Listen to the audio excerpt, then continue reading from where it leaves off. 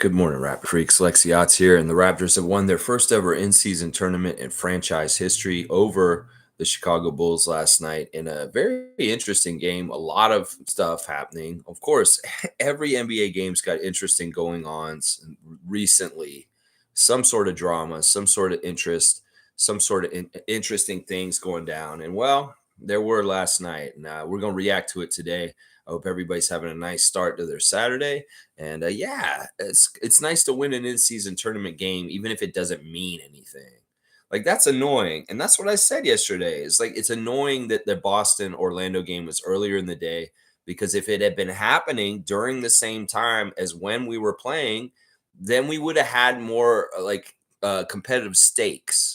And in some ways, that's a fail by the NBA. I know you want to have basketball from like 2 p.m. all the way up until 1 a.m. And a lot of people are very excited about that, but it in some ways, and they don't care about this. Maybe it's a added benefit that they wanted this to happen, where it's like, yeah, okay, Raptors, you get your first in-season tournament win, but it doesn't matter because you're already eliminated from the tournament.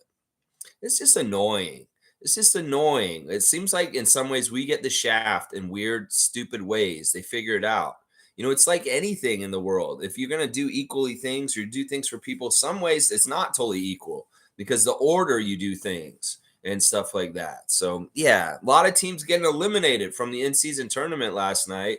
In fact, I may start here real quick. You guys, I'm going to tell you who's been eliminated from our Trevor J challenge. First of all, Sue, the Bulls are eliminated. So you're out. Dana, unfortunately, you went to the game. You had a good time with your son, rooted us to a victory. You're perfect when going to the game. It's awesome. But the Dallas Mavericks have been eliminated from the in-season tournament. Monique, the Nuggets were eliminated from the tournament last night, which is insane. I really thought the Nuggets had a good shot, but they are not going to Vegas. So unfortunately, Monique Lawrence, it's not coming to you. Detroit has been out for a bit. So Gerald, no good.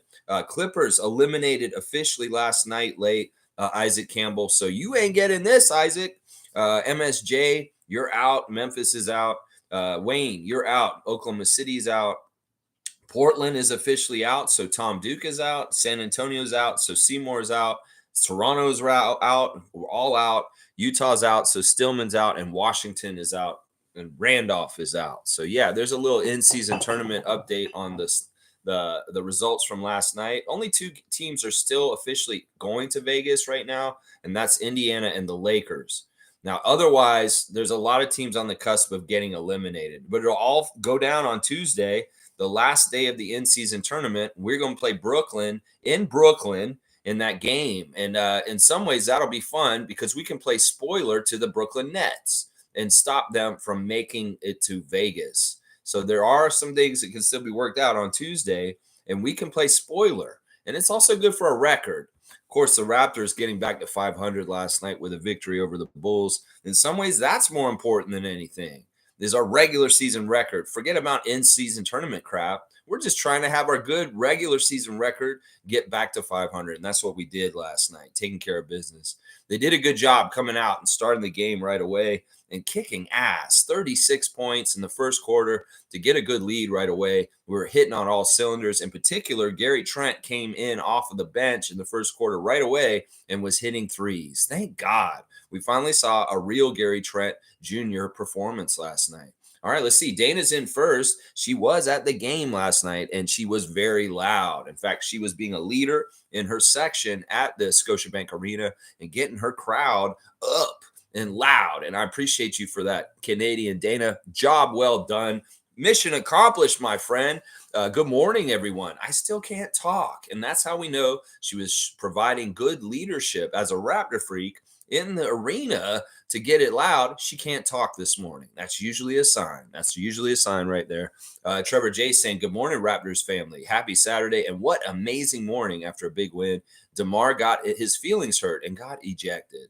This is the drama. This is the very interesting, weird drama of the game last night. DeMar got a technical early in the game, arguing with Kevin Scott. Kevin Scott wasn't having it last night. I told y'all, now more than ever, the ref report. You listen to me in the morning on the ref report, you really do get the lay of the land of the referee's psychology for the game. And man, I have just been on it lately. I'm really on it. I am on it. Kevin Scott don't take no mess. And DeMar DeRozan stepped in that bear trap last night. Yeah, yeah. He don't listen. Don't try and show up Kevin Scott. I already know what his psychology is like, and that's what happened. Well, he wasn't having it at the end of the game. It was very, very interesting. Listen, he's a GOAT. He is the greatest Raptor of all time, DeMar DeRozan. His jersey's going to be in our rafters, just like Jack said last night. He's going to the Hall of Fame. That man has more points in the NBA than Larry Bird. So you tell me, this guy's in the top 30 of all-time scorers in the NBA all time. DeMar DeRozan's a Hall of Famer, and we really, really honor and love him. Last night, hey, he just shows the passion and the principle of DeMar DeRozan getting ejected at the end of the game. We're going to talk about why he got ejected in a second. Yeah, Tristan saying hi. Good morning, Tristan Phipps. I always love to see your name in different places, whether it's in the Raptors Tonight chat, other Raptors spaces. I see you, Tristan. I see you out there being a good Raptors fan. We love you, man. MSJ saying, why was DeMar upset? All right, let's answer this question real quick. Well, at the end of the game, he was upset because Siakam took a three and he felt like we had already ran the score up and that we didn't need to take the three. So he was kind of upset for a thing that we were upset about a couple weeks ago when teams were running scores up. Nick Nurse running the score up on us with the Sixers in particular. Teams needed to practice for the in-season tournament because part of the thing with the point differential, it matters how much you points. Now, we're eliminated, but in some ways, point differential still mattered in this game last night. Because honestly, and we can make this argument, and DeMar doesn't have to believe it or care, but it does matter the point differential in all four of these in-season tournament games, whether you are eliminated or not, because it will affect the seeding of the two games you get while the teams are playing in Vegas. That's the thing. I was explaining it last night to Kenrick on our chat. Basically, after we play New York, right at the beginning of December, there's a whole week open where we don't play New York again until the 12th. Well, we get two mystery games during that period of time. And the point differential on the game last night will matter for who we play against. They're going to have to figure it all out with the numbers and where everybody fell. And we're going to get certain opponents depending on how well we do. So in some ways, the better we do, the more likely we'll have a lesser opponent. So it all matters. Even if we're eliminated from Vegas part of the tournament, the point differential for last night did matter for seeding against these mystery opponents that we're going to get. It's going to be really strange. I don't know where these games are going to be, how they're going to determine it, if they're going to just do East-West still. Like, we'll probably have to play against East teams, not have to play against Western teams still in those games, but I don't know. It could be really strange. I've never seen them do this before. And to see the process play out, you really don't understand it until you see how the NBA wants to do it. So, yeah, DeMar was upset because he thought we were running up the score disrespectfully at the end of the game. Well, it matters, DeMar. I'm sorry, with all due respect. It does matter still. So, Shere Khan's here, Raptor Freak Rookie of the Year of 2023. Shere Khan, good morning, Raptor Freak family. That was a nice last night. The Bulls were super pissed. They didn't get their way, complaining like little kids. Raptors getting a passing grade for first 26 games. My nod of approval for Scotty Him. You're saying first 16 games. Yeah, they're 8-8 right now. And that's great. I mean, at this point in the season, this is great. They started to slide at this point in the season last year. After they made the trip to Orlando, they started to go like on a 6-game losing streak. And, we dug a big hole for us below 500 a year ago very soon. And, well, we're not looking like this is the direction we're heading right now. This team is showing a lot of fruitful, good things in the changes with Darko being the coach. In fact, more than ever, I trust this man to be coaching the Toronto Raptors. They mic'd him up last night, and it was hilarious to listen to Darko as he coaches. And you see just how motivating he is. You see the kind of encouragement he's giving to guys, the positive feedback, and also just like intensity. The man is working his ass off on the sideline when he's coaching. He's working the refs. He's giving great instruction to the players. And we've once again seen Darko come up with amazing inbounds plays off of timeouts. We've seen him do some really cool stuff, including that really great play that Scotty did against Indiana the other night to get the dunk. Well, we saw some really good misdirection, interesting timeout inbound plays. They're just awesome. And that is the sign of a very good coach. The fact that he can draw up a really good play after a timeout and they're very successful with it over and over again. So yeah, Darko's getting my seal of approval. The casuals and dumbasses out there may be talking him down and saying stupid shit, but they are not educated and they do not understand NBA coaching because they're stupid. If you do not like Darko and the way that he's coaching our team right now, you don't know basketball. You're an idiot, is what I'll say right now. So all the Darko haters or people that are like, Darko sucks, they should get fired. I'm going to question, first of all, are you a fan of another team? And then second, I'm going to question if you have any IQ. Because honestly, you can see he's doing a very good job coaching. And if you can't see that, then honestly, maybe you need to study basketball a little closer, or maybe you need to just stick to hockey, motherfucker. That's what I would say right there. Yeah. All right, let's keep going. Let's see. Yeah, the Bulls were a little pissy. They were definitely the ones on the wrong side of the refs. And that's good. We don't want to be the ones that are on the wrong side of the refs. We want the refs to be more mad at them than us. And they definitely got the ire. They got a lot of texts yesterday, a lot of texts. And I'm not upset about that. And there's funny too. There were some bullshit calls against us, but it's so weird. They call bullshit tech on Chris Boucher. They call a bullshit some sort of take foul or foul on OG where he didn't touch him, and we challenge it. And you know what? Justice served, as all Alvin Williams would say, ball don't lie. So DeMar missing those free throws last night, that was just the basketball gods telling it. And maybe DeMar was the same way. He was like, OG didn't really foul me. I'm going to miss these free throws on purpose. Because honestly, that man makes free throws like no tomorrow. And it's strange for DeMar to miss so many free throws. And they were all after sham foul calls by the refs. It's almost like DeMar DeRozan is a social justice warrior, and he knows what's right and wrong. And he knew those fouls were wrong, so he bricked those fouls. It's crazy. It's crazy. I've never seen DeMar shoot so badly at the free throw line last night. He was 5 of 9. He missed 4 free throws, and that's not like him. That is not like him. And it makes me think of Alvin Williams saying, yeah, the basketball gods did not agree with that foul. And that shot you ain't getting points for. Well, that's how it happened. And then you see DeMar get ejected. And look what's happening when he runs out the building. Look who's at the door. Masai Ujiri, the man who traded him. I've always thought that DeMar has animosity towards Masai for trading him like that for Kawhi. But man, he embraced him and shook his hand and patted him on the shoulder. Listen, this is the thing. DeMar may not have any animosity towards Masai at this point, but he did at one point for sure. And the other thing that's interesting is I know that DeMar's a smart guy.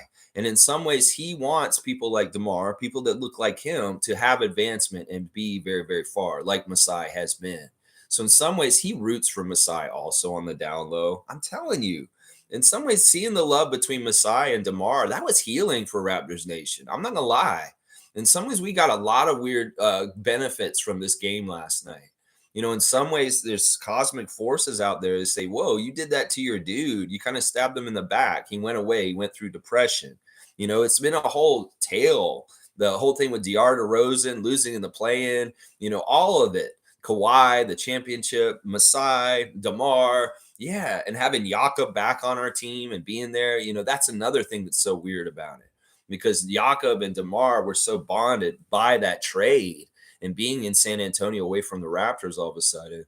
And yeah, it's just a weird, interesting thing. And like I said, DeMar DeRozan's a badass. He's a really, really good person. And the fact that he can forgive and forget in a way like that, it really is a good example for many people in their lives to figure out how there's areas in your life where you may hold a grudge or you may have something negative towards someone. And, just seeing DeMar embrace Masai on the way out, I'm like, dude, these guys, he doesn't hate him. He obviously doesn't hate him because he could have had an opportunity to just kind of diss him in that moment. He did not. He did not. So, man, I have more and more respect for DeMar after last night. I know it looked weird, and you guys would be like, why was he so pissed? No, it's about honor. It's about honor why he was pissed. He's like, you guys are already going to win. I'm frustrated because y'all are going to win. And now you're going to shoot a 3 on me, Siakam? No, fuck that. I'm pissed. I'm going to say something about it. Kevin Scott said, okay, Tech, you're out, bro. You're out. And then Scotty's doing this weird pointing thing like this. And Scotty was very excited about DeMar getting thrown out. In some ways, I thought that was disrespectful to our growth DeMar DeRozan. But in some ways, Scotty's going to be Scotty. And if he's enthusiastic and he's putting energy out on the court and going after it defensively and on rebounds, I have no problem with him pointing around and saying, "Get the fuck out of here, DeMar." Even though it looked kind of goofy when he was doing it. The clip of DeMar getting thrown out is very interesting. Let's just put it that way. All right, Names is trying to explain to MSJ why DeMar got upset, and this is what he's saying. It was MSJ, because we kept playing, trying to run up the score when they had given up. But screw DeMar and his feelings. That's what he gets for having his daughter scream at our players in a playoff game in our own building. That was the real disrespect. The fact DeMar said, "I didn't notice or realize it was my daughter," told me everything I needed to know. Once again, Nameless said this when this happened earlier this year, and I will tell you the truth of what happened. DeMar DeRozan did not tell his daughter to do that. DeMar DeRozan did not want his daughter to do that. DeMar DeRozan is probably telling the truth when he didn't realize that it was his daughter screaming at the game. And then he found out as the game went on, and he was horrified. I'm going to tell you that right now. He was horrified. DeMar DeRozan is not a high-profile kind of guy. He's not asking for extra attention in different ways, and especially not extra attention on his children. Just trust me on this, Nameless. There was nothing nefarious that DeMar did with his daughter in conspiracy to help us lose that play-in game like that. That is all from a young lady's head, and she decided to do this. She was the boss of that. She went off script herself, and it's very intelligent of her. In some ways, I admire her for her love and dedication and devotion to her father to want to do that to get revenge against us. It's a beautiful thing in some ways. And once again, she was super, super effective. So you can't hate the player. You can't hate the player on this. She did a very good job of what she did. And it was all on herself. DeMar did not tell her to do that. And honestly, if he had known she was doing it maybe sooner, he might have done something about it at halftime, honestly. So yeah, it's a weird situation. And did you see DeRozan at the game last night? No, you did not. And you will probably never, ever see her at a Raptors game courtside with Nav Bhatia ever, ever again. The legend's already been made. The get back is gotten. The revenge is had by the DeRozan family. They ended a season for us single-handedly with the child streams. So I'm telling you, don't start the fake news that DeMar wanted that to happen, because that is not true. In fact, very much afterwards, I read him as being extremely embarrassed and extremely not happy with his daughter for doing that. Seriously. So let's make sure the realness of the situation is out there instead of putting out fake bullshit, because our fan nation's stupid and they will believe you, Nameless, if you say that there's a conspiracy theory by DeMar to have his daughter do that. That is not true. That is just simply not the truth. Let's see. Trevor J saying you call it OCD. I call it put the fucking thing back where it belongs. What are you talking about? You mean put in the basketball back in the hoop when you don't make it? Yeah, I like that. Listen, Scotty is playing at a crazy level right now with energy. He is all over the court and he's just doing amazing things. Some of the defensive stuff he was doing last night was opening eyes around the league. People that write for Sporting News are saying Scotty needs to be a candidate for Defensive Player of the Year, defensive team, and he's opening eyes to that side of things because of his incredible energy on the defensive end right now. People are waking up to the premium of excellence that he is on the defensive end. I'm telling you right now, there's no reason to be down as a Raptors fan right now. All these casuals and other people will see the up and downs of our team right now, and they'll be like, yeah, they suck. But no. I've seen the light at the end of the tunnel with us, and it's coming, y'all. We have a very good team. In fact, that's part of the reason why people are scared of our team, because they want us to bust it up before we get to that level of really good, because we're getting there. Seriously, there is so much good stuff happening with our team right now. And the more we get our offense worked out and we get on the same page, nobody's going to be able to beat us. We're going to be so good. Our defense is already super good. And because we're so big and athletic, we are badasses. And in some ways, listen, like I said earlier this week, Orlando may be winning in a certain way right now, but in some ways we're ahead of Orlando because we have pedigree. We have championship pedigree. We have Otto Porter. We've got Pascal. We've got Chris. We've got OG. We've got winners. We've got Dennis Schroeder from FIBA World Cup. In some ways, we're ahead of some of these other Eastern teams. And I'm hearing all these jabronis on Twitter saying, oh, the Raptors need to blow it up. They're not even good enough to beat a weak ass East. Well, we are. We just have to get our bearings and watch. We're going to take off because in some ways we got some of the hardest schedule out of the way already and some of the most packed up games. And it's going to get easier for stretches of the season. And that'll just happen to coincide with the Raptors really getting their shit together. So, yeah, it's going to be a fun season, guys. I have a good feeling. Every single game going forward, we should feel like we have a good chance to beat anyone on any given night. I don't give a shit if it's the Celtics. I don't give a shit if it's the Nuggets. We can beat any team in this league. If we come in with the right attitude and the right preparation and we come in connected and we can make some of our shots, we're going to beat people. We're going to beat people, and we're going to have better and better shooting as the season goes on. In fact, right now, our shooting is actually really, really good. We are shooting better as a franchise than we've had in years. Better than I think the last time we shot this well was our championship year. We haven't had a good field goal percentage for a long time. Well, we're upping it. We're upping it. I'm telling you, we're upping our field goal percentage right now. Let's see, Naco the Nachos here. Good to see you, Gerald. Always good to see my friend Gerald Mayhew. I really like what I saw from Precious. Grady's going to the G League is a good thing. His offense could be cleaner. Yes. All right, let's do a little bit of a prep for that. But first, a note about Precious. Did you see the way he was passing to Scotty last night? Did you see those two passes in particular by Precious? Do you understand why I'm saying to y'all, Precious is somebody we need to hold on to and keep around because he is just one of these all-around badasses. I mean, he's so good, guys. I mean, I saw more about his passing last night that made me like, holy shit, wait, Precious actually does have really good passing jobs. Because there was one, the first pass to Scott down low, it was really kind of an advanced pass, and it was not an easy pass, and he nailed it perfectly. And then he had another one. There's a lot of good stuff from Precious as far as a leap that could happen soon. Telling you, the way he attacks the basket and his aggression, and if he can, I mean, the way he was pulling down rebounds, there's a lot of good stuff there. You can block shots. There's so much good about Precious. Oh my gosh. I got my daily siren going by. Let's see.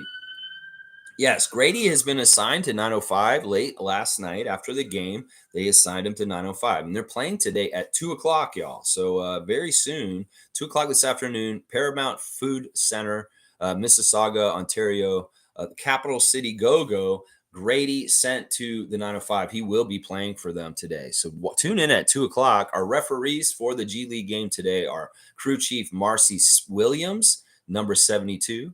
Referee is Kevin Fahey, number 42. And the umpire is Mari Pierre Malo, number 70, Canadian ref, Mari. Yeah, so there you go. That's the crew for today against the Capital City Go-Go. Marcy Williams, Kevin Fahey, and Mari Pierre Malo is the crew for the 905. 2 o'clock start. So if you want to watch Grady, you got to be ready to watch him at 2. So I'm expecting him to have a big game with them. I want to see him kick so much ass on that level today. Now, because that game is so early in the day, it could very well be that he's able to play in that game and get on the plane with the other team and get to Cleveland for our game tomorrow against the Cavs. So in some ways, I think it works out so that he can not miss the Cleveland game tomorrow. So he can play in this game, but immediately go get on the plane and go to Cleveland with the regular Raptors for their game tomorrow. That's right. The Cleveland Cavaliers, first game tomorrow against them. It's going to be fun. I want to see this test. As we see each team, I want to see if we get some of these advantages we've been getting, like we have against teams like Dallas and what was the other team we played recently where they had Indiana. Yeah, these teams that are top dogs and playing real good, sometimes they don't look as good against us because we have a certain formula to our team that really kind of messes up their formula mismatch wise.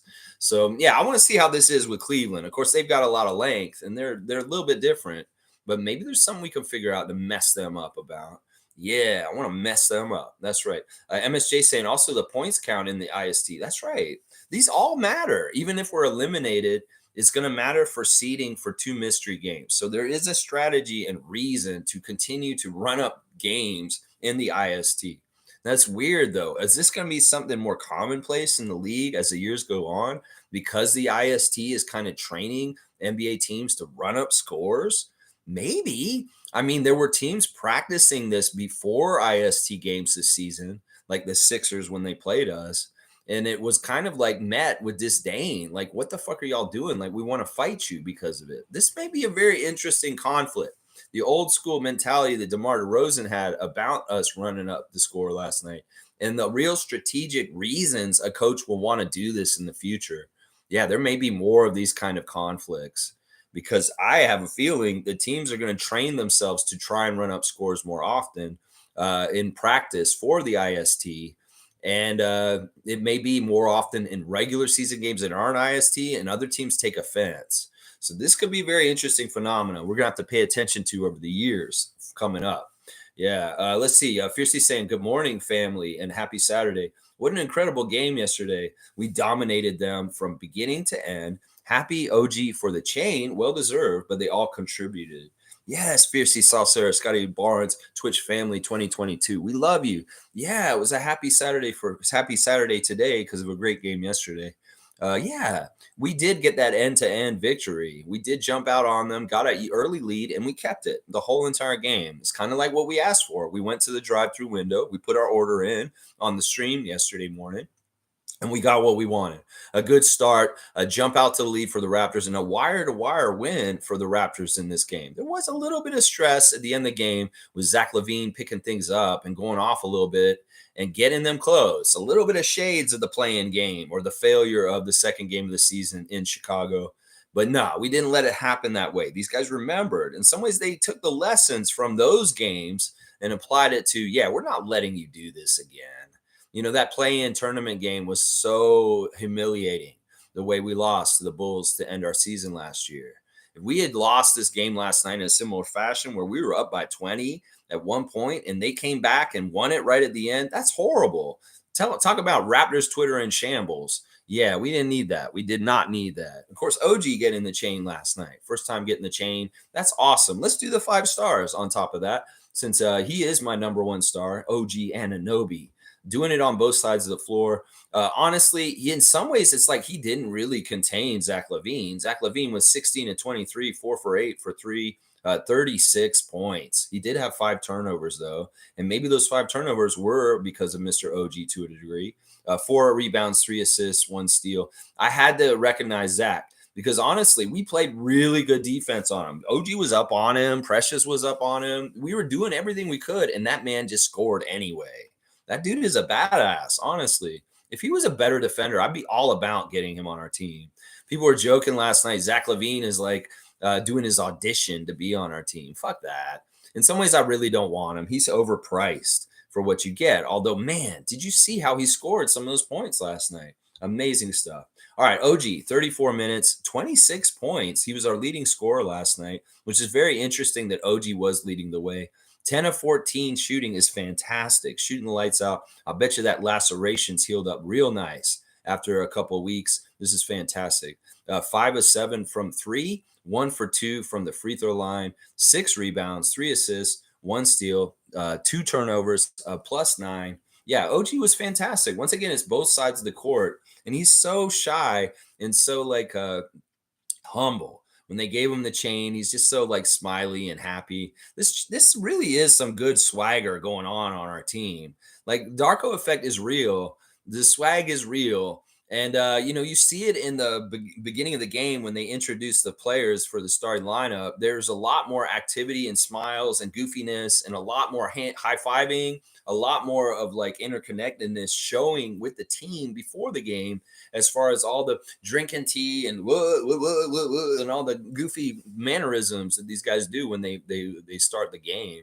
I love seeing that. The vibes are strong, very, very strong, and the connectiveness is awesome. My second star of the game for yesterday is Pirtle. Pirtle was really, really good in this game in some ways. At the beginning of the game, it was all about how he was handling Vucevic. Vucevic is a dominant player. He gets his whenever he wants. And the problem is Vucevic can do it either inside or outside. And Yak really stymied him and negated him. Said, nope, we're not doing anything like that tonight, Nikola. You are not going to go crazy on the Raptors and dominate them like you have in the past. I am now on this team. I'm back.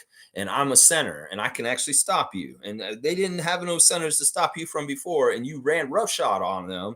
Well, it's not like that no more. And right away, Yaka blocking not literally blocking him, but blocking Vucevic's offensive game from going off and being super effective. He played excellent defense right off the start from the game to stop Nikola Vucevic from being a power in this game. I mean, in some ways, I don't even want to look at Jakob's. I will look at his stats, but let's look at Vucevic. He was 4 of 8. He only took 8 shots and got 9 points. You know, this man's a double-double machine. He didn't even get a double-double on either points or rebounds. So good job, Pirtle, for defensive stuff, first of all.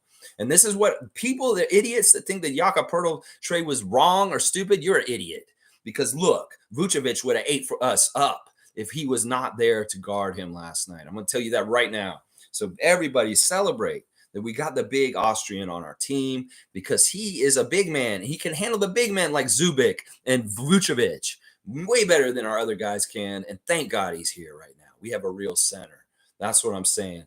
Let's see. As far as Jakob's game, very efficient. Once again, 7 of 8. He is second in the NBA in field goal percentage, and he only missed 1 shot, 7 of 8. That's fantastic. He did miss 4 out of 5 free throws. And there were 2 right at the end that were comical. They didn't matter, but I'm like, okay, Jakob's going to take 2 free throws right at the end of the game, and he absolutely missed both of them very badly. 10 rebounds, 15 points, double-double, machine, Jakob Pirtle, getting 4 offensive rebounds, keeping possessions alive and putting them back. That's a big thing that I love about what he's doing right now. 3 assists, 2 steals and a block. Plus 15 with 15 points. Jakob Pirtle, my second star. You know, the blocks are awesome. When you see Jakob block someone, it's so awesome. Like he got Patrick Williams at the rim. Patrick Williams was going to dunk that, and he got his hand in there, and he did it before he touched the backboard or the rim. That's why it's not goaltending. He got his hand on that ball, and it was clean. He didn't hit his hand or nothing. It's a clean block, and it's a save from them scoring 2 points. Real easy on a really easy layup. So Jakob, man, you're just awesome, dude. I'm a huge fan of center work. I'm a huge fan of low post kind of big man kind of play, like the old school way.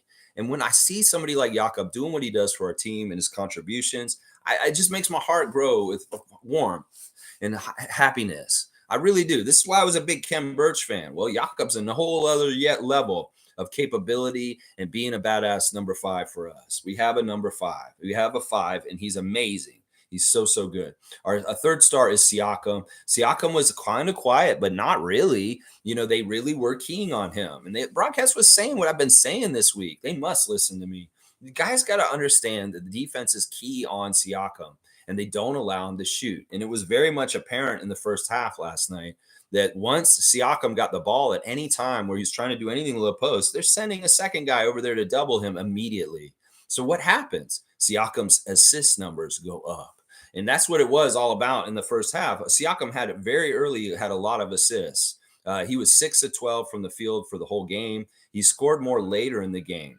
1 for 6 from 3, so he's still not hitting his 3 very clean. 5 for 6 from the free throw line. 3 rebounds, 8 assists. This is the most assists Siakam's gotten in a while. 1 steal, 3 turnovers, plus 14, 18 points. And you're like, listen, 18 points for Siakam, but I'm telling you, the assists with those points and just the leadership. There's a lot of leadership on the court that isn't Siakam scoring. It's energy, it's getting rebounds, it's finding people with assists, it's playing good defense. That's all stuff that Siakam's doing on the down low that nobody actually gives him credit for.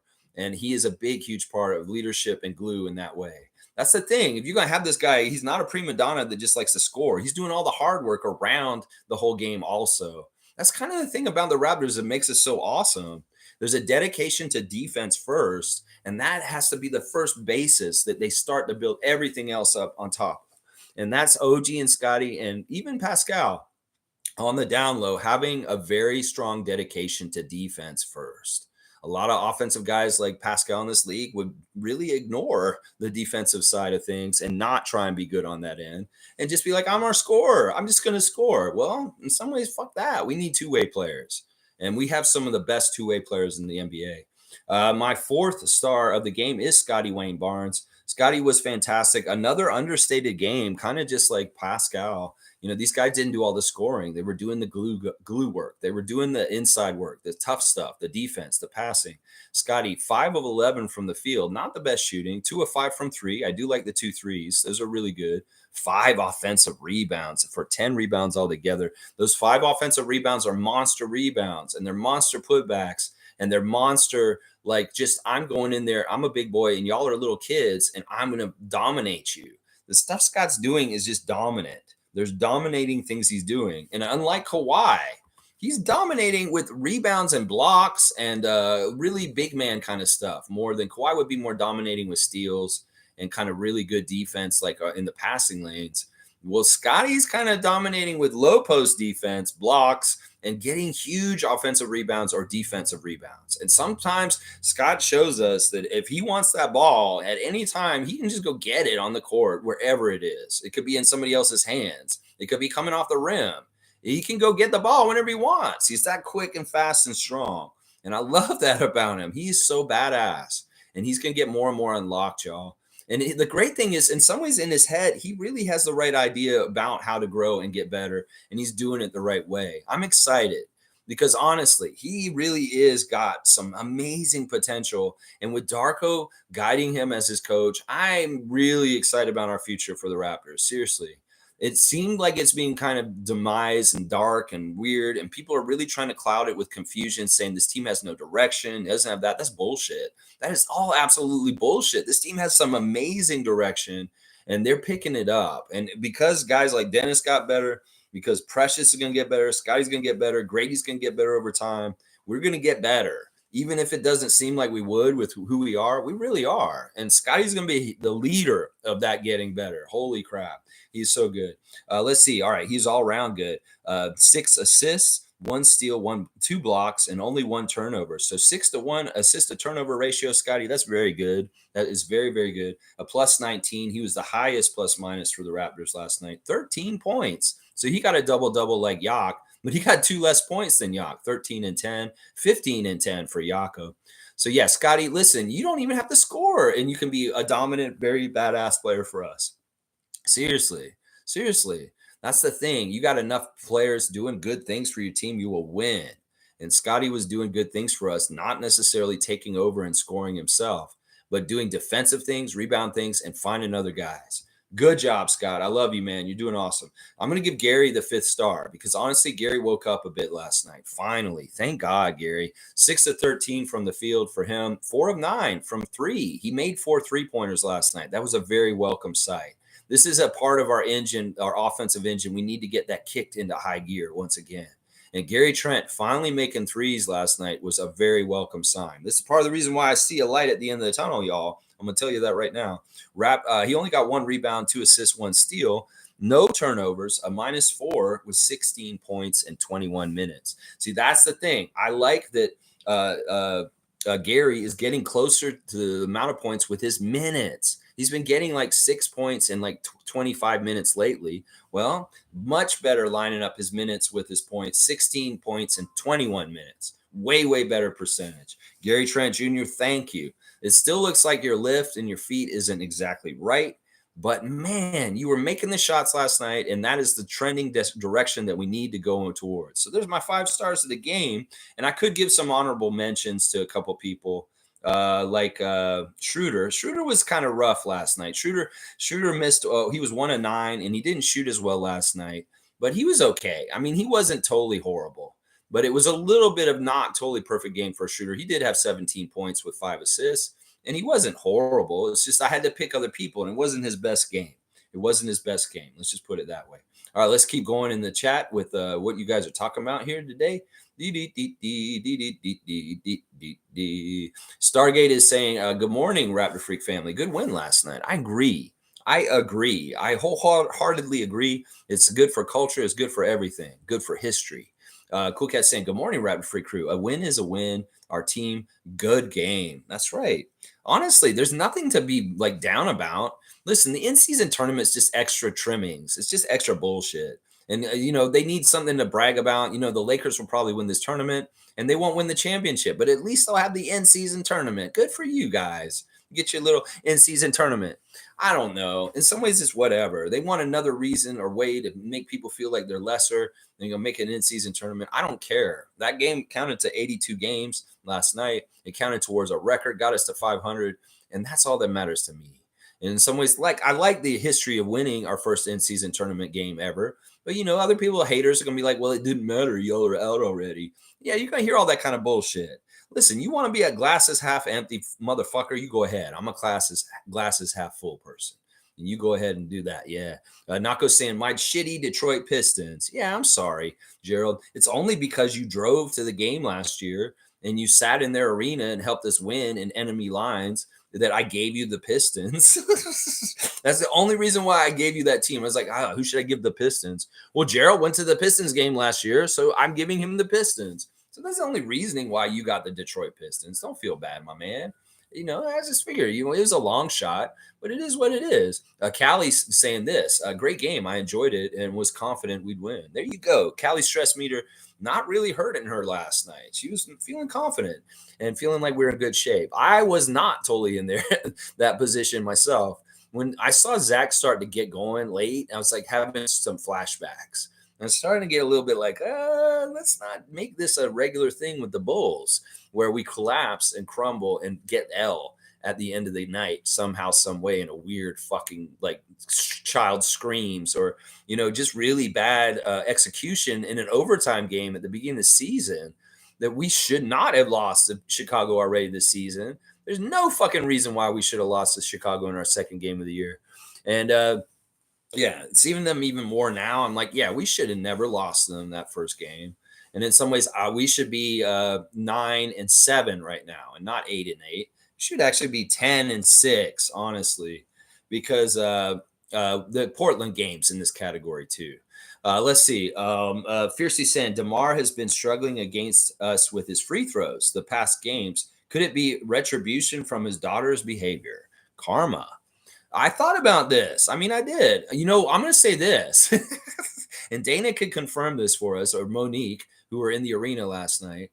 I think that a lot of people had the plan to go to the game last night and be like DR for DeMar when he got to the line. There were some people on Twitter saying it straight up. Say, hey, if you're going to the line tonight, scream like his daughter when he shoots free throws. So it could very well be we had a lot of people screaming when he was shooting free throws, and maybe that jarred him, because it did make him think about his daughter and what happened and his embarrassment. So that could have very well been a factor that we were effective at distracting him in reverse, kind of like what happened in the play-in tournament. And in some ways, people were going to the game last night with the intention to do this. I know they were. They were talking about it, and we did hear them a little bit over the broadcast. So it is interesting. I don't like using that K word for this, but I'll just say things even out in the world. Yeah, sure. Stargate saying, good morning, cool cat. Good morning to you, Stargate. Country Kong saying, good morning, Raptors freaks. Lex, the NBA has to do something about the IST score differential. It's going to start a brawl. Also, I'm tired of DeMar and all his emotions, but nice to see him hug Masai. I'm not tired of him, man. I love him. He's such a real dude, man. There's no way I could hate DeMar in any kind of way. He's just done so much for our franchise. For so long, he was on our team. It was such a big part of our culture and building our team to being who it is today. Listen, this team is nothing without Kyle and DeMar and Masai, Dwayne Casey. These people built our team into the winning team that they are. And we owe so much to DeRozan and Lowry and Casey and Ujiri. And that's why I say, people put respect on the architects, the guys who built us into a franchise that's respectable, a franchise that wins more often than not. It really is. DeMar has huge fingerprints all over that because he went through the really bad process of losing and failure as our leader. And he got us to the promised land as a bona fide top playoff Eastern team for a long time. LeBronto was a very awful thing for his career, sure. And it is a real thing. But in some ways, you can't hate him for that, because if anybody in the East during those years of LeBron on Cleveland doing what he did, they all got treated the same way. And in some ways, Toronto and Kyle and DeMar did better against those teams than anybody else in the playoffs. Seriously, nobody was beating them. And we beat them a couple times in some games. And we never beat them in a series, but we did get a couple W's on them. I know for sure because I went to one of them. I saw them beat the Cavs and LeBron in the playoffs once. I did. Yeah, I did. I don't know. Listen, I'm going to give him a pass. He can't do any wrong with me. In fact, his daughter can do what she did, and that doesn't give me I'm not angry at the DeRozans. He can be pissed off for that. In fact, I stand by him for what he stands by because in principle, he's right. That this is the way basketball in honor and respect has been held this way. He's just doing what he was taught by the old heads when he was young. And in some ways, this is getting lost in translation with the veterans getting phased out of the league. And there's going to be a lot more disrespect, a lot more confusion, a lot of weird stuff because player code is dying. There's not a lot of player code anymore as far as how you do things with respect and you don't punk people. Charles Oakley kind of people, they're enforcers in the league that kind of say, okay, youngster, yeah, you're getting a little big in your britches on this, Dylan Brooks. You can't do this anymore. We're going to set you straight. No, there's more Dylan Brooks kind of stuff. Scotty pointing every which way. There's a lot of disrespectful shit going on in this league that old heads, if they were around and we had more of an old head kind of handle on the game and controlling it, there would be retribution for knuckleheaded shit like this. So in some ways, DeMar is just being an old head, holding the old school mentalities, even though the game's kind of passing away from that. And the IST is going to change this. It's definitely going to change this. And I think you're right, JP. This is going to eventually turn into brawls. It's already happened a couple times. This IST is good in some ways. It's really bringing competition out. But we're seeing how much they really want to compete by how quickly they're ready to maybe fight. Because there was some weird fights at the beginning of the IST, and there have been disputes about running up the score too. Very interesting phenomena. There's always a wrinkle and a butterfly effect from new changes in the NBA, and we're seeing them. G saying, Scotty and Siakam just want to win. They're not selfish whatsoever and are happy winning. OG shined. Yak was low-key great. Coach put the ball in Gary's hands early. Great coaching. Yeah, very good coaching by Darko last night. Very, very good coaching. I love all the talk about Malachi in the last couple of days. And in fact, I have a newfound respect for Malachi Flynn because they're revealing things to us and they're being very smart about it. They're doing it just like Dennis does on YouTube. People like Dennis because they see him working hard. They see how dedicated he is. They see he doesn't want to go out if they lost on Halloween night because it's just like, yeah, I can't go out and celebrate. We just lost. That kind of stuff makes people like, wow, he's really awesome. And I'm glad he's on our team. Well, Open Gym and other people around the Raptors are revealing more about things, partly like Darko being mic'd up for the game last night. We heard more about Malachi's presence around practice and being on the team. In fact, this is part of what he said when he gave the chain to him after the Indiana game. He said, listen, Malachi talks the talk around practice. He's very dedicated, and he's kind of one of the guys on our team that I didn't realize this, that's kind of pushing us towards wins and motivating and being that kind of way. Like he has some level of dog in him if it does not match his level of output on the court, but he has a dog mentality that was in Fred, that was in Kyle. It's just that he's not powerful enough on the court to really exert it on the court in the way he wants to. But in theory, in practice, and behind the scenes, he is a driving force for winning and thinking about having a winning mentality. Malachi Flynn, I've realized this in the last couple of days, that's part of one of the things that he is really good about being on our team. If some of our guys are lackadaisical about winning, they're just kind of showing up. Well, Malachi's coming in with that edge, and he's trying to share it with them. And Dennis really likes it, and that's part of the reason why he really wants to work with him. And we found out more about this contest that Dennis, Garrett, and Malachi do after practices. They have to hit 5 shots in 5 spots and run around and do all this shit. And Malachi is really good at it, apparently. I wish more of the other guys would get involved in that competition and be involved in it. I know some of them do from time to time. But yeah, really good information coming out and showing the behind the scenes about Malachi's role more as a vocal leader for winning. And then Darko being Mike last night. Great PR work, because now this is something for the negative idiots who don't understand Darko or understand the good job he's doing. Well, you got to see it on display last night. You got to hear him and what he says to people and how he motivates. And I would say a lot more confidence was gained in the new Raptors coach just because you could see the inner workings and hear him on the microphone last night. That was awesome. Good job. Very smart PR there. Your Open Gym episode, absolute shite. In fact, I am so pissed at Open Gym for what they did and what they put out yesterday. Well, somebody was making up for it during the game last night, and they're starting to listen. Send Grady to 905. Talk up the team. Stop putting a light on all the warts and the bad shit that's happening. Start putting a light on the good shit, like a franchise team record for assists on Sunday against the Pistons. This is why I'm pissed at you, Open Gym.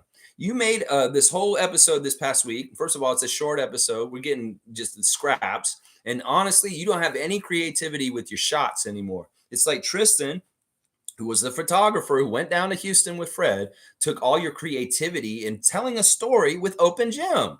There's just basic shots. We don't get any creative shots anymore. There's no artistry to the way they make Open Gym. It's just basically, this is the formula. Just make it, shoot it. There's no art in it. There's no creativity. And then what they did this week was they really focused on the in-season tournament games, which we lost both of them. And in some ways, they call it hardships. And it's just a really depressing episode. And I'm like, this doesn't tell the full story about the Raptors right now. This is showing all of our L's this week. It's not showing the W's that we got this week. And so what if they weren't the in-season tournament games? Those games deserve the Open Gym treatment.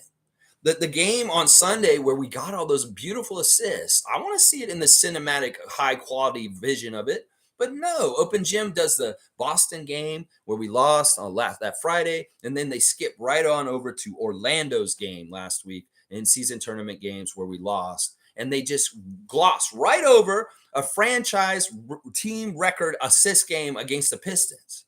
What the fuck is that? Is Open Gym supposed to be propaganda to sell that the Raptors are a good team and people should buy tickets and support them and watch it? Or is it, let's show the Raptors bullshit that they suck and nobody should go watch them or buy tickets? I don't understand what your business model is, Raptors. You're the official Raptors account and you can put out whatever kind of content you want. But you're going to sell the bad side of yourself? Well, nobody's going to want to go to the game. And some casuals may watch that and they may not watch any games and they'll be like, oh, the Raptors suck. I don't need to buy any tickets or go to the games this year. You really missed an opportunity. Now, I'm not holding out that you'll still give the treatment to the Indiana game, the 1-point win that we got on Wednesday night, because the timeline of things says you come there, but maybe you won't. Maybe you won't even give the Open Gym treatment to that at this point. Yeah, you've gone so far downhill. How the mighty have fallen. The Open Gym show used to be the best in the whole entire sports of everywhere, as far as those kind of reality shows, behind the scenes things. And boy, have you fallen over the years. Shorter content, less creative, showing all our warts, not really good propaganda for the team. So yeah, Open Gym, get your act together. And I wrote you a lot of comments and feedback yesterday once I saw that shitty Open Gym episode y'all put out yesterday. And yeah, hopefully you'll listen to me once again and maybe put a positive spin on things and sell it to the fans and give it the audience you're supposed to make the show for is the fans of the Raptors and not the haters. Because in some ways, that episode you made yesterday is like porn for like people that hate us. Ooh, let's go watch Open Gym and see the misery of the Raptors. Other fan nation come in and watch that episode and they'll enjoy it more than we will. So figure out who your fucking audience is, Open Gym, and make an episode that caters to that audience instead of the fucking people that you shouldn't be making the episode for. I got my rant out against Open Gym real quick. I just needed to say that. Yeah.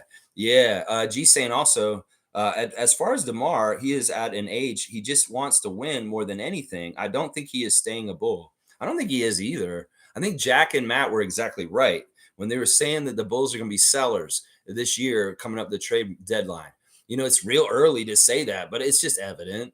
With Lonzo Ball not being there and him holding up so much of their salary, they really are missing a huge talent vacuum because Lonzo should be there. And that amount of money tied up in Lonzo takes away from having somebody else there. So they're just screwed. Lonzo Ball has absolutely screwed the Chicago Bulls because of his really weird injury.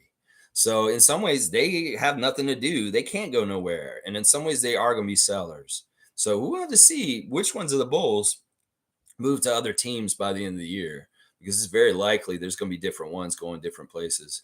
Stargate saying, Cool Cat is Blackhawk and myself were representing the Raptor Freak family heavy last night in Zazu Spaces. You go, Stargate, Rogers employee. I love that. And I hope you guys were doing it the way I would. Yeah, listen, I know you guys have your own voices, but I know y'all are the same kind of fan as me. And I know that you were in there maybe educating the youth, maybe educating the youngsters and kind of giving them a little bit more wisdom. And maybe they were a little weird in certain ways. But I appreciate the three of y'all being in there regulating in Zazu Spaces. Yeah, they need babysitters. They need babysitters. They need adults in there. Name is saying, in my opinion, DeMar burned that bridge with us very methodically. He didn't burn it. Nameless, you're crazy. Come on, man. I love you, my paisano. But listen, he's familia. He's a made man. He's always going to be, man. There's no way. There's no way I can hate this guy. Seriously. This dude made our team what it is, Nameless. You gotta respect DeMar. I'm telling you, man. This dude is the highest, most points scored Raptor in history. He's got the most points ever. And in some ways, we gotta really respect his honor and legacy with our team. So I know he didn't burn our bridge. In fact, he opened it up. It looks like he's friendly with Masai still. If he's going to get traded, who could be in Raptor again? That would be really weird. Maybe he's like, man, I do kind of like what y'all are doing up here. And Masai, listen, I know what you did was just business and not personal. And like, it hurt me. And he's like, listen, I never wanted to do that to you, DeMar. That was the hardest thing I've ever done in my whole entire career as a GM. Yeah, you know what? I would come and play for you again. I don't need Kyle to be here. I'm telling you, this is not burning bridges. This is building bridges back. If you see an embrace between Ujiri and DeRozan on the way out, I mean, DeRozan has every reason to hold a grudge for the rest of his life against Masai. And in some ways, he's not. You can tell. Troy's saying another one, baby. It's just uphill from this. I see it coming. It's uphill. I say it's good. It's good stuff are coming. Yeah, you mean we're going up? As far as we're going to change that submarine into a plane and start flying above 500. I'm all about that, Troy Henry. Patchouli G's in the house, holding it down in the kitchen. I hope Patchouli G's having a good day. Maybe not at work. Patchouli saying DeMar thought his daughter screaming was cute and funny, and Pascal taking a last shot for IST is disrespectful. Winning and losing changes meaning of disrespectful. Come on, DeMar. Well, we're all going to have our biases depending on which side we're on. I mean, listen, I know he may have thought it was funny or cute, but he was not happy with her. Let's just put it that way. In some ways, I don't even remember him describing that as that. It was more kind of like he was like, yeah, she's just going to do what she's going to do. And like, it was more like that because I really paid attention to how he talked about it because we needed to like figure out what happened. No parent tells their child to do this. There's no way that he actually told her to do that. That's way too conspiracy theory. She made that up on her own and did that all on herself. I don't even think her mother was wanting to do it, or her girlfriend, DeMar's partner that was with the baby or with the DR. I don't even think she wanted to do it, but she just joined in with solidarity to help her because she was getting a lot of crap from people around her in the stands. So. Yeah, I don't know. I don't see this the same way as you guys. I cannot hate DeMar. And honestly, if you're real, true Raptors freak, you got to honor and love him and give him a pass on everything. It's not wrong him being upset at the end of the game either. It really isn't. In some ways, that's just how it is in basketball, like I explained. Country Kong saying the Bulls are an absolute mess. That's just for sure.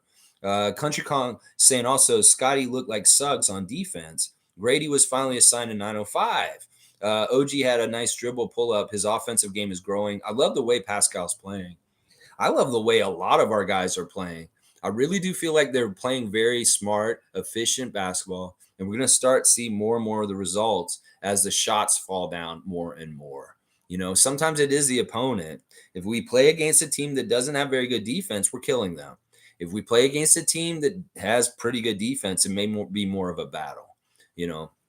The stats they're showing about Siakam's decline in usage this year are really telling because it really is. He's got less minutes. The teams are keying on him more, and he's being encouraged to pass more often this year. So there's a lot of contributions to why Siakam's numbers are down offensively overall. So it's just what it is. He has actually upticks in other stats than scoring, though, which is very, very cool. I don't like you saying Scotty looked like Suggs. I don't like that country con. He just looked like Scotty because in some ways there's nobody in the league that can move around like him on the court like that with that kind of frame and size and speed. He really is a one of one, just like Victor, because there's nobody as big as him that's that quick. Think about that. That it's really incredible how quick Scotty is for how strong and big he is. And that's just a beautiful combination about Scott that's going to make him so dominant. This is like he's so quick with his strength with the mix. Oh my gosh. Oh my gosh. Wayne saying, don't care about DeRozan's concerns. Just elated to bear all opponents, whether they are former Raptors or not. I want current Raptors to disrespect everybody and anyone not wearing our uniform. See, I don't totally agree with this. I don't understand the animosity towards DeRozan. I really, really don't. I really, really don't. I thought that we were unfairly critical of him when we traded him, and that was wrong. I think that people were very disrespectful towards DeMar DeRozan in the year after he got traded from our team. And in some ways, I feel like that's embarrassing, and that pisses me off way more than anything DeMar did. The way that Raptors fans said, "Oh, he's such trash," and I'm so glad he's gone, and we got Kawhi and all this stuff, that was hurtful towards him because honestly, he put in almost 10 years with us, and people forget about how important he was to us. It really is like seriously. I want y'all, if y'all were longtime fans like I am, remember what it was like in 2013, 2014, 2015, and what he was doing for our team, y'all. Y'all need to be respectful to him. I don't care. You guys are going to say disrespect everybody. Otherwise, I know Wayne's like this, especially with the DR DeRozan takes he has. But in some ways, I'm like, listen, you do have to respect your history and your legacy. You look at Darko. Here's a perfect example. Darko was coaching against Billy Donovan last night. Billy Donovan and him are very close. In fact, they had a funny little exchange before the game about, hey, Billy said, hi, hey, you got a haircut. And he's like, I'm trying to be like you. And that's hilarious. Now, listen, the respect that Darko has with coaches like Monty Williams, Greg Popovich, Billy Donovan is good. It's good that he has friendships with other coaches and that respect is shared with them. I'm telling you, in some ways, you don't want to be this asshole that everybody hates in the whole entire league. So, in some ways, it's good to have respect for your opponent. It really, really is, because in some ways, this helps him be in the fraternity of NBA coaches and accepted more quickly. Monty Williams is like, yeah, I know Darko. I'll work with him. He's amazing, and he deserves to be a head coach. You know, you got the Popovich seal of approval. That's pretty damn good to have in this league. Let's just put it that way. So, in some ways, listen, you can't be just an asshole all the time. You got to have some working respect with people on other teams and other places. It's just good, healthy for you and you to be able to continue to strive and achieve in your career. You know, if you're an asshole, people will gun for you to get you the fuck out of there. So in some ways, you don't want to be like everybody hates you. Race mode saying, I expected DeMar to get mad. The Masai hug at the end capped his importance to our history. There you go. Edmund respects this. I know Edmund knows this shit. Edmund's been a true Raptors fan for a long time, and he truly respects the importance of DeMar DeRozan in our history. And I love that. The hug at the end capped his importance to our history. He's exactly right.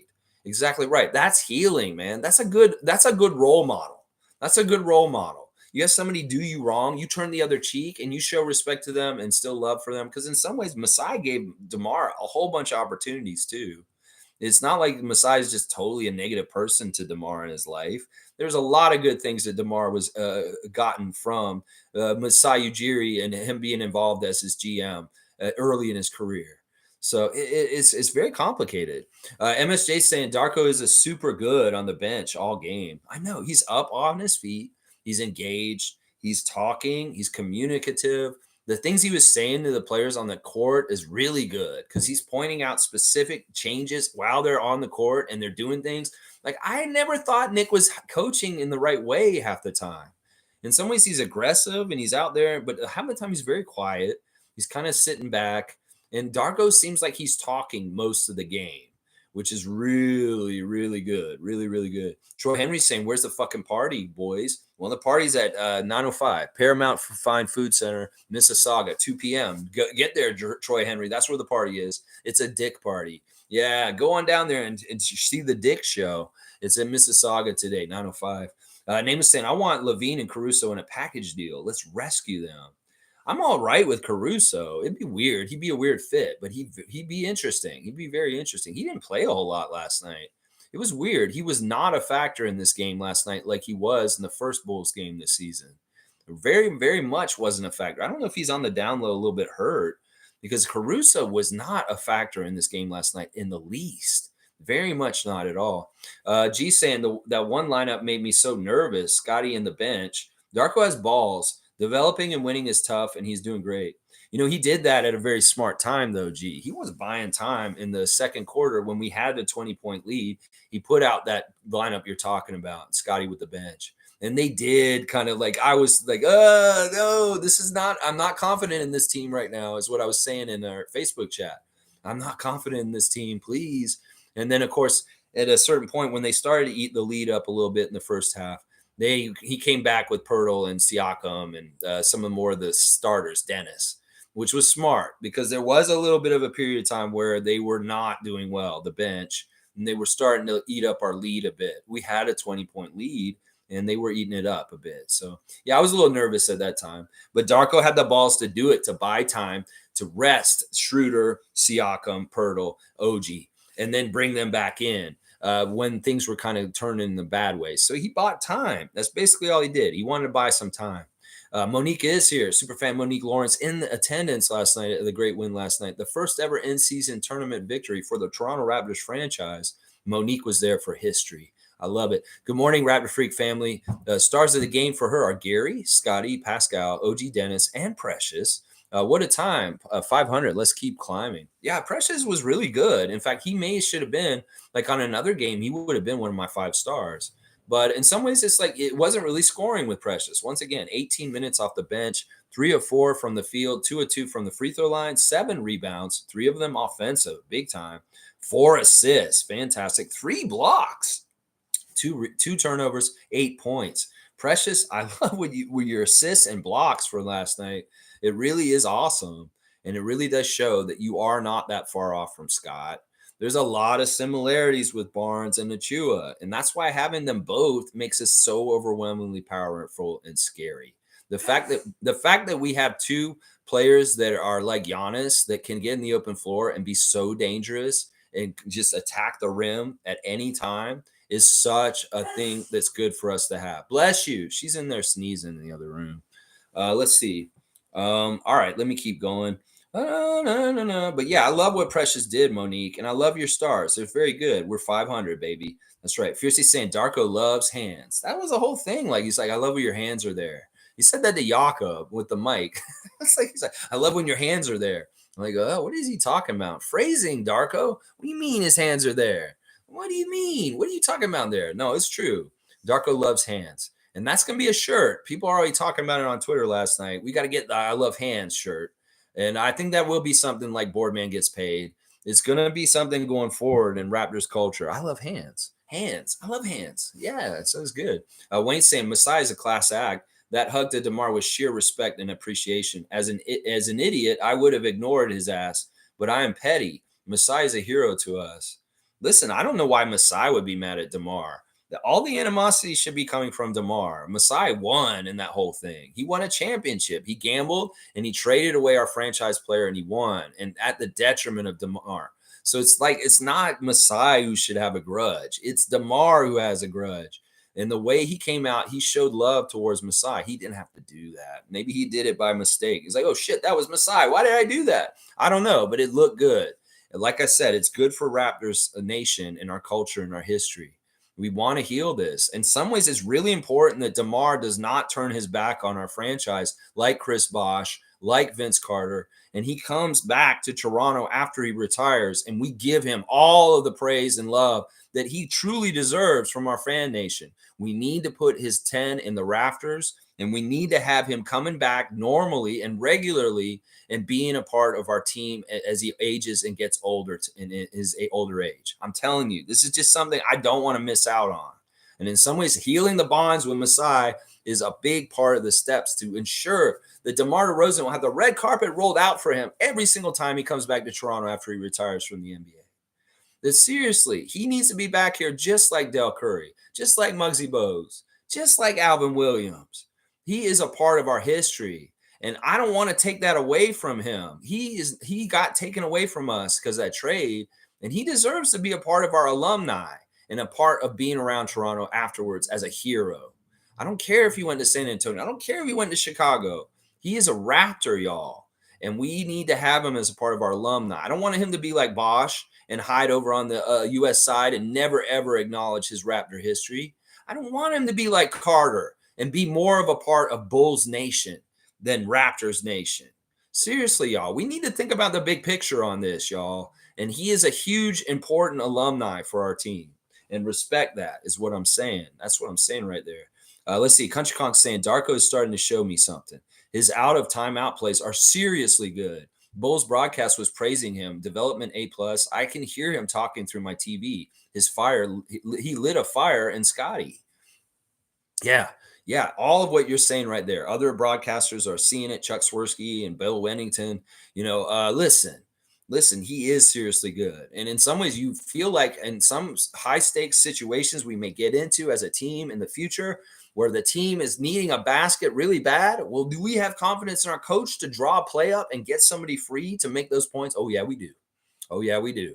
And that is something that's even better than having a clutch guy, is having a coach that can set up a guy who's not a clutch guy to make a clutch basket. Any of those guys. That's what I'm telling you, man. That's why if you have that coach, in some ways you don't need that Kawhi. And I'm loving it. I'm loving it so much, Country Kong. In fact, that's part of that brightness at the end of the tunnel I'm seeing right now. G saying, I did love seeing Masai and DeMar hug. It came full circle for me personally. Me too, man. It was so unexpected and so weird because in that moment there was animosity and anger in DeMar. That's the thing. He was mad. He was leaving the court because he felt disrespected. Well, he hugged the man that disrespected him the most in some ways because he traded him away from our team. And man, DeMar, you're just a really good example of how a human being should be. Seriously, you guys, if you understood the story of DeMar and what he's been through with his family and the things and growing up in Compton and stuff like that, you guys would have way more respect. And that's why maybe I know I did a DeMar DeRozan trivia already and taught people on him before, but we may need to do this again and tell the story of Frankie DeRozan and his mother who suffers from lupus and that is still alive and has lupus. He thought she was going to die for the last 10 years, and she stayed strong and going with lupus. You know, he is doing charity work here in Toronto currently with the Lupus Canada Foundation. He doesn't have anything to do with Toronto for how long now? Over 5 years. And he still is doing charity work in the name of his mother for Lupus Canada. So I don't understand why people hate DeMar. The man is still doing charity in Canada. He has no reason to be doing that, honestly. So his connections and bonds with our city are still very, very, very strong. Let's see. Cowboys here. Good to see Canadian Cowboy. Good morning, Lex, and good morning, Raptor Freaks from the Cowboy. He's a cowboy on a steel skillet he rides. He came to the Scotiabank Arena and we won. Hope everyone enjoyed their bull burgers. Chef Darko, the more score, the more food there is to eat. Something like that. Let's go. That's right. This was something that Darko said. He has an abundance mindset. I've talked about this recently, guys. The difference between an abundance mindset and a scarcity mindset. In some ways, Darko says, look, I want all of them to eat. We want as much food on the table and all of them to feast. You're going to play the Indiana Pacers and beat them by 1 point. You better have a big buffet of food with a lot of food for different people to get their eating on. Because, man, if you don't get enough to eat by enough people eating, you can't compete with some of these offensive juggernauts in this league. So, listen, he is encouraging everybody to get theirs. And I love it. I love it. It's really a mindset. Some of the problem with Raptors Nation, Fan Nation, is their scarcity mindset. Everything is just, there's only enough for Scotty, not enough for Pascal too. Bullshit. Where's enough for everybody to get a plate and pull up and sit around and eat and talk and laugh. So yeah, don't say that there's only one plate out there for Siakam to get and he's not letting Scotty eat. That's bullshit. All y'all motherfuckers saying Siakam versus Barnes right now. Darko says it's a buffet line and there's more than enough food for everybody. That's right. That's right. Stargate saying that nameless. Let's not get into these let's trade for conversations today. Please, shaking my head. There's a little bit of Levine talk. It's timely and it's pertinent. It's not totally superfluous and stupid. So I'll allow that, just that little bit, Stargate. How about that? Well, a little bit of Levine talk and maybe a little Caruso. MSJ saying the timeouts make sense and the plays after are simple and effective, and we score. When have we had a coach like that? I know. I'm like even thinking back to Casey days, and there's stuff that Darko's doing right now that are better than Casey. One of the biggest gripes I had with Nick was allowing the team to try and play through controversy for too long and widening a deficit of us losing because he didn't call a timeout sooner. I would say, like, Nick, call a timeout. And he'd be like, no, I'm going to let him play for a little bit. And then he'd call a timeout a little bit later. And I'm like, man, the damage is already done. Darko's not fucking around. As soon as he feels like he needs to take that timeout, or I feel that impetus even at home, I'm like, oh, timeout. He's doing it. And there's no more of this frustration where I'm like, why are you not calling a timeout, Nick? Why are you not calling a timeout, Nick? Nick, they're in trouble. Nick, call a timeout. Oh, Nick, why didn't you call a timeout? There's none of that shit happening right now. You know what I'm talking about. You remember it last year. Yeah, Nick, why don't you call a timeout? What are you not going to? No, there's none of that with Darko. Perfectly placed. I mean, it's technically fundamental coaching that if a team makes a big basket and they get a crowd, a reaction, or they got good feelings going, call that timeout to stop them. And well, Darko's doing it very effectively. It's exactly right. The timeouts make sense, like Chris said. And not only that, the timing of the timeouts is good. It's also the plays coming up and coming out of the timeout, magnifique. Yes, Chris Gold. Yes, Gold just like goes on our court. Shirkan saying last year's Raps had 6-game losing streak from December 9th to 19th. I don't see anything like that happening this year because team chemistry is off the hook. Addition by subtraction by taking egos out of the team. There you go, Shirkan. We also do need to make a very important distinction that Siakam got hurt in Dallas last year, and that, you know, this is a big reason why we went on this slide last season. Add in Precious being hurt on and off too. That was a big part of it. So yeah, this is not happening this time. We should not see this kind of losing coming up for us. Hopefully, knock on wood, stay healthy.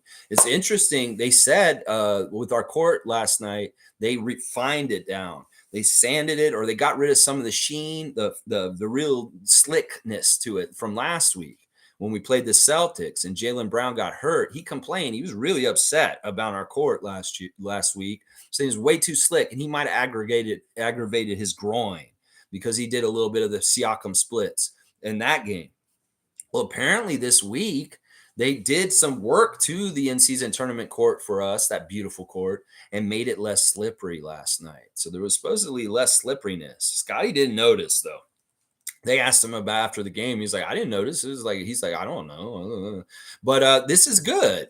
In some ways, I was worried that these in-season tournament floors were purposely, maybe ours in particular, was made extra slick because of something that happened last year around this time. Yeah, I can get a little conspiracy theory, but thank God we're done with that court. We played 2 games on it. Last night was the last time we're playing on that court. Now we play on a court in Brooklyn on Tuesday night. But that's one of the things I was worried about. When they started talking about in-season tournament courts being so slippery, I'm like, are they trying to get guys hurt in certain markets with certain courts?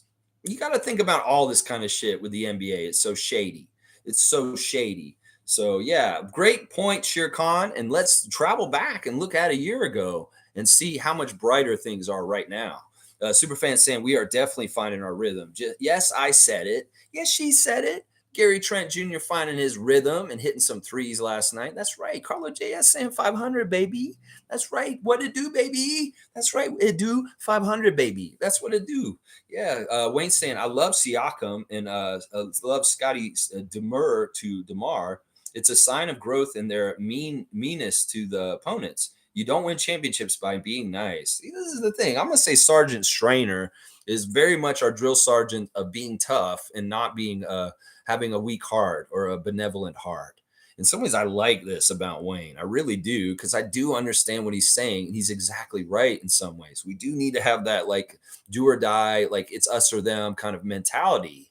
And we don't have that enough. So in some ways, I'll agree with him. And I do like Scotty being kind of an ass. I do like Siakam kind of being having an edge to him. In some ways, we've been deemed soft or not having dog. The more we can show dog and the more we can act like this, the better.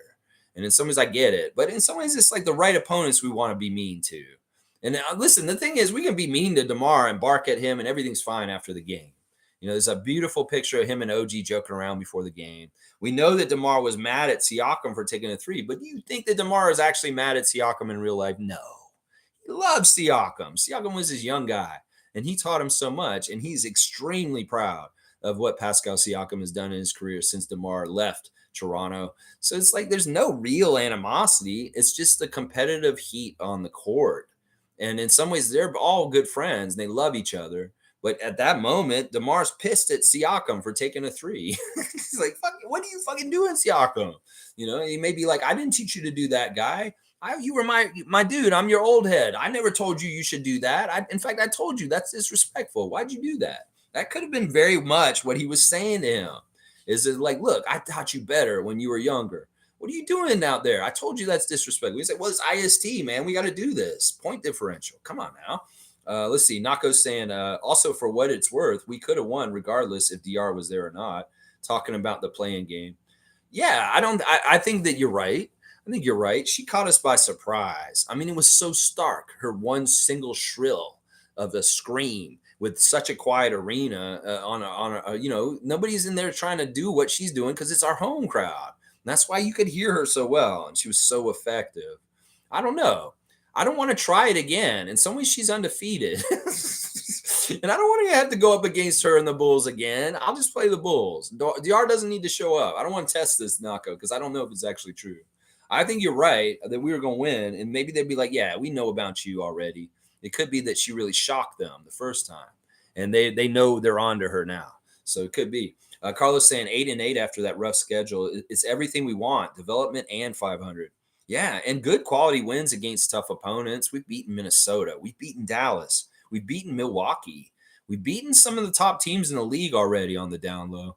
And we've gone toe-to-toe with some of the top teams in a respectable fashion also. There's really been only one really bad route, and that was that one against the Boston Celtics in Boston before the in-season tournament. And I guess that Orlando game on Tuesday was kind of a route too. But otherwise, most games were competitive and we're keeping up with people, if not getting in bad deficits, but making them up and winning by the end. Let's see. Country Conk saying Scotty was on that Suggs last night. At one point, he chased down Zach LaVine, body checked him like it was hockey. LaVine trying not to fall gets called for offensive foul, and Scotty starts clapping.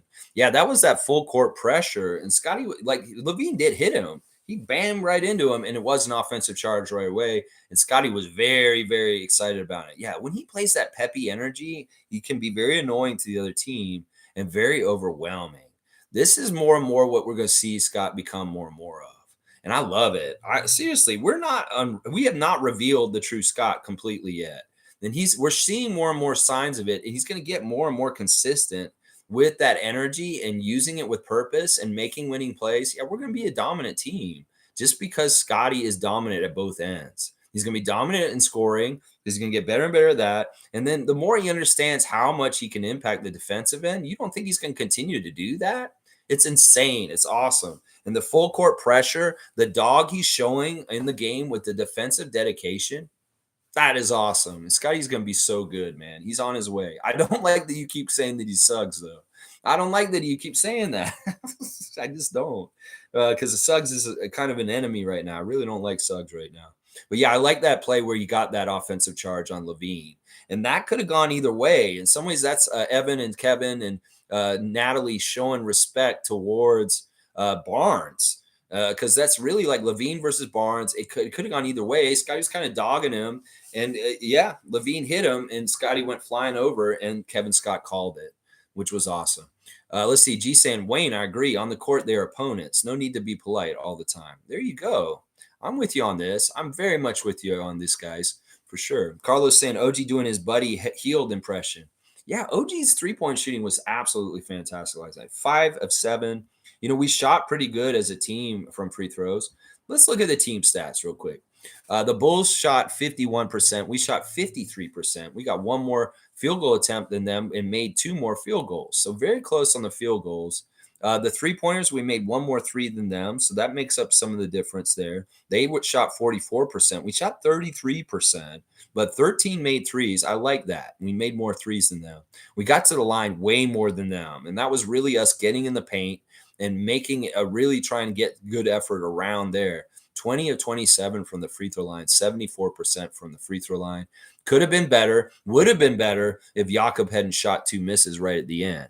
So that kind of tainted our free throw percentage. We were actually shooting pretty good and closer to 80%, but Jakob kind of messed up our free throw percentage right at the end. The Bulls shot horrible at the free throw line, 63%.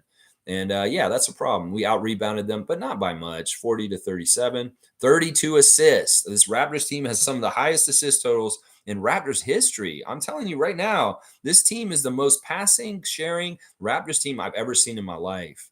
And I love it. I'm so about this era with Darko and the passing and the assists. It's just something that I was like, Nick, if you would just use guys off each other, we'd be so much better. He couldn't dare to do that because he didn't trust them.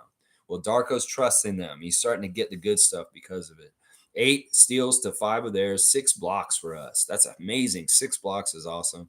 14 turnovers. The turnovers were kind of bad early, but they got more clean with the way they played as they went. 50 points in the paint. Just good team stats all around for the Raptors. We beat them in a lot of categories, but it was a lot closer than it seems in some of the stats.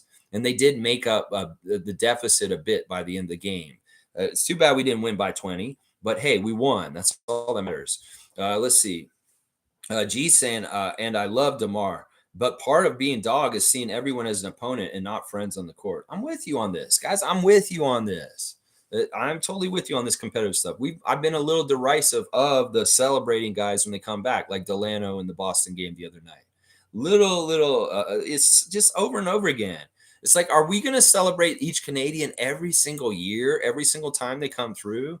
Like, these guys get these applauses every single time they come through. Like, SGA is going to get it every single time Oklahoma City comes to Toronto. Lou Dort. In some ways, just do it once and mark it down. Say, okay, we got SGA for his Canadian celebration. He already came through. There's going to be so many Canadians in the league soon that we're going to be celebrating somebody on every single damn team when they come to visit us. And in some ways, I get it. We should be proud of Canada and Canadians coming in the league more and more. But why do we do this? And in some ways, it's awkward and stupid. Like the Eugene Omoruyi the other night with the Washington Wizards was like awkward. It's like, okay, none of us really knew this guy was Canadian. He's kind of a bench player. But yeah, okay, let's go ahead and put a shine on him. They put a shine on him. He kind of half-heartedly like waves or something. It's like, what is this? What are we doing here? What are we doing here? Monique saying, at first I thought Gary was going to get the chain in the first quarter. I thought it was going that way too. No, I actually thought that too. That Gary was trying to get that chain. And in some ways I thought, well, maybe he could get it. But OG just, it's really the defensive end and other things. OG had not gotten the chain yet. I feel kind of sad for Dennis. I know that he deserves to get the chain. He hasn't gotten it yet. Do you need to get a Kleenex? Okay, she's in there sneezing. I don't know if she's sneezing so much. All right, let's keep going. Seymour saying convincing win. Yeah, it's a good win. Needed to take care of business. We did it. Carlos saying, yeah, Precious was good last night. Yeah, he's got a whole bag of tools. He can do whatever. And I want more guys like that, especially like studs that are just athletically amazing. This dude will go and throw it down on them at any time. If he gets that lane and he's got an opportunity, he's aggressive and he will go do that. It's such a rare thing in this league. And in some ways, it's something we need to respect and value to keep on our team. In some ways, I would say Scotty for sure is untouchable. We need to keep him. OG for sure. Precious for sure. And I even say Siakam. So it's like those 4 guys I really want to keep no matter what. In some ways, the other parts and pieces can change. But those 4 in particular need to stay. Barnes, Anunoby, Siakam, and Achua. Those four guys are just so good, and we need to have them. They're a big part of the reason why we're so good. Let's see. Let's see. Wayne saying, who got the chain? OG got it. OG Ananobi got the chain for the first time last night. There's a really cute pictures of him smiling and very content winning it, and his teammates love it. All right, let's go look at the Instagram stories. We'll talk about that real quick. There's OG on Dennis's Instagram stories with a really cool smile with the chain around his neck. And he's saying, keep going, Raps, is what Dennis is saying. He's really happy that we got the W. In some ways, Dennis in his post-game interviews and stuff like that, he's saying we're building something here, and it takes time. But I really believe in this group, and I know we're going to be very, very good. So Dennis can see it from his personal, professional viewpoint within the team that these guys are really good, and he likes playing with them. And he has a real vast experience with playing with good players like LeBron and the Boston guys and stuff like that. So he knows where quality and good stuff is coming. He sees it. There's a nice picture of Ellen at the game last night, Ellen Schroeder, and he has two hearts there with Ellen. She seems like she's very happy and content just sitting there watching Dennis. And then there's a picture of him with Brenny the jeweler. Okay, so he's with some jeweler guy after the game, taking a picture with him. I don't know who he is. Siakam has got his commercial with Grady and the Nuggets, and Grady dressed up as a French fry container on his Instagram right now. That's hilarious. He's saying he teamed up with our rook Grady and McDonald's for the Raptors McNuggets Nugnet. Order yours today. So there's something called the Raptors Nugnet. Last year was your Siakam swirl. Now we got some specialty fries, the Raptors Nugnet. Oh man, you're gonna make me have to go get McDonald's again. Damn it, Siakam. Ah man, I'm gonna have to go get this Raptors Nugnet. This is like nuggets and fries in a thing or something. I don't know. I gotta find out what this product is. All right, let's see. Siakam showing him warming up before the game. His shot is really on point right now. Like his form is really good. You see how it's going through the net. You see his mid range is so nice right now. Siakam's really dialed in. He's playing a high level right now. Yeah, I love seeing the smiles of him. Here he is cooking Kobe White in a highlight from last night. Cook, Chef Siakam. It's just your world, man. We just live in it. And then he's even got a highlight of Scotty dribbling and finding him in the corner, and he's hitting a three. There's that 1-3 he hit in the game. Yeah, and he's so jubilant when he hits threes right now. It's like he's like, yes, I made one. It's kind of how he's been acting. There was a kid who came to the game last night from New Brunswick, and he said, can you sign my jersey, Siakam? And yeah, he did go over there and signed this kid's jersey. And then the kid got to go and hang out with Nav Bhatia and put his championship ring on his finger. That's awesome. I love seeing people that travel from far away, like Fredericton, and they come to the game and they get this kind of treatment. It makes it so awesome. It really does bond us with communities away from Toronto, because that young man will be a Raptors fan for life after that experience last night. And he will make more Raptors fans around New Brunswick because of his enthusiasm and passion for that team. So that's a fantastic thing right there. Yeah, more highlights on Siakam's thing. He's got this play where the give and go with Gary to Precious, where he threw it down. That's a beautiful play. So he's putting on all of his teammates on blast for good stuff. He's putting OG on blast for his show last night.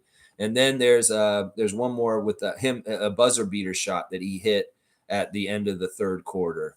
That was really awesome. Yeah. I don't know why they had to go check if that was before the buzzer. We knew it was Kevin Scott. You know, it's funny too. That whole thing with OG's foul and the challenge was bullshit. There's no way OG touched Zach LaVine on that play, or Kobe White, or whoever the fuck it was. He was straight up, and he's like, I didn't do it. And then Vin looked at it and he said, yeah, thumbs up, Darko, challenge it. And well, they went and looked at it. And what did Kevin Scott do? He went and looked at it, his old country bumpkin ass. Sound like George W. Bush. He's like watching it, and he's got the headphones, and I'm like wondering, like, what are they going to do with this? It's obvious OG didn't foul him, and he comes out, and what did he say? What did he say his reasoning for why it was still a foul? He said it is inconclusive, the evidence of whether there was a foul or not. So we're just going to say it was a foul, and it's a unsuccessful challenge. That is the most bullshit excuse for why this challenge was unsuccessful. It hurt us, first of all, because we lose a turnover, a timeout. Then we also lose our ability to challenge for the rest of the game. And it really wasn't the right call. It's very evident that OG did not foul on that call, and we should have won that challenge. But for some reason, I'm guessing that Kevin Scott got Secaucus in his ear saying, yeah, just screw the Raptors over on this one. They won't have a challenge, and hopefully they'll lose to the Bulls somehow, some way by the end of it. That was the wrong call, Kevin Scott. And Jack Armstrong's anger towards you on the broadcast is justified. Why the fuck would you even stop the game and go look at that if you're going to do that and be so bad at your job looking at the replay? That's obvious that OG didn't touch him, whether with his legs or his feet. It was DeMar. That's right. It was DeMar that they say he fouled. He did not foul DeMar on that play.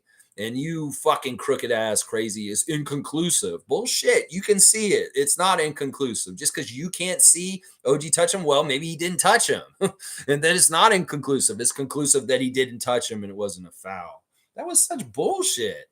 And Jack was right to get angry. I was like listening to Jack Armstrong get mad on the broadcast about that. I was like, yeah, Jack, you go. You're right, Jack. That was bullshit call by Kevin Scott on that one. Thankfully, it didn't matter. We still won. Precious has got 2 thumbs for 2 times for a Raptor OG Anunoby wearing the chain in the back. I love that. 2 thumbs for 2 times. Precious celebrating OG. We see Grady is at 9:05. It is Grady is coming to assignment today, 2:00. Mississauga Paramount 5 Food Center. Grady Dick will be making his Raptors 9:05 debut. So if you're in the area and you want to see Grady live, 2:00 Mississauga, you can go see him. It's a good ticket. You can get in there. Chris Boucher had the best shoes last night, y'all. Oh my gosh. And I'm so glad Jack pointed them out because I wouldn't have seen them. Chris Boucher having these gold glittery shoes on that just went with the jersey so well. They were fire.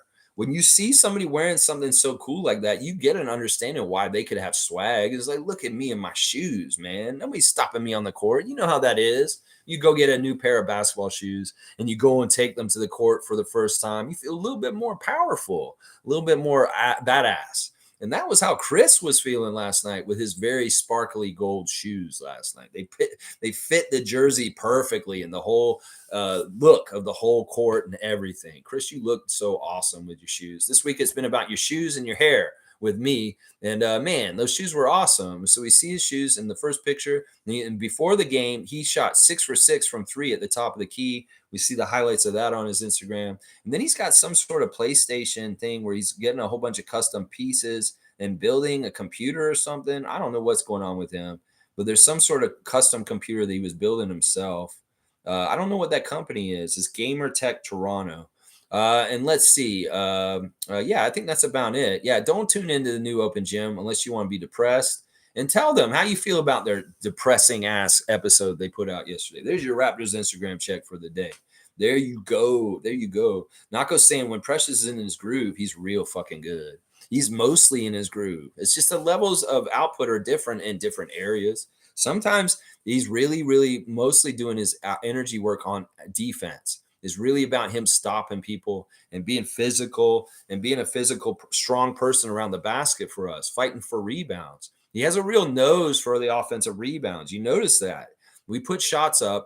It's either like Pirtle or Chua or Barnes keeping the possession alive by jumping in there and grabbing offensive rebounds. Like, and sometimes I'm like, we're not going to get this ball off the rebound. And all of a sudden, Precious swoops in and he just takes the ball. And we got more of a possession. I love that kind of stuff from him. Carlos saying OG got the chain. That's right. OG got that chain. O.G. Yeah, OG, well deserved. Carlos saying, where can I watch the 905 game? Go to the 905's website on the official G League site, and they will have the game on there. And you watch it through YouTube. So the link is found at the Raptors 905 official website. And go to the schedule, find the game today against Capital City Go-Go, and usually you just click on it, and it will open up a YouTube window for you to watch it through YouTube from their website. So, Carlo, that's where you find it. And I will share it. I've done it in the past. I could put it in the comments after my stream if you really can't find it. Let's see. MSJ saying, maybe let's forget the stuff about DeMar's kid. We won. Yeah, we lost that game in particular. They still YouTube them? Yeah, they YouTube the games. Yeah, I mean, it's all water in the bridge. It's part of our history. It's part of the folklore. In some ways, DeRozan is going to be a part of the Raptors culture and history and folklore forever. That's just how it is. And in some ways, it'll be acrimonious, but also in some ways, it's a funny little footnote in some ways, too. Carlos saying, is there a website for 905 game? Yeah. We'll figure it out, Carlo. I'll put it up for you guys so you can find it right afterwards. Name is saying, finally, Grady Dick with the 905, better late than never, should help their record down there too.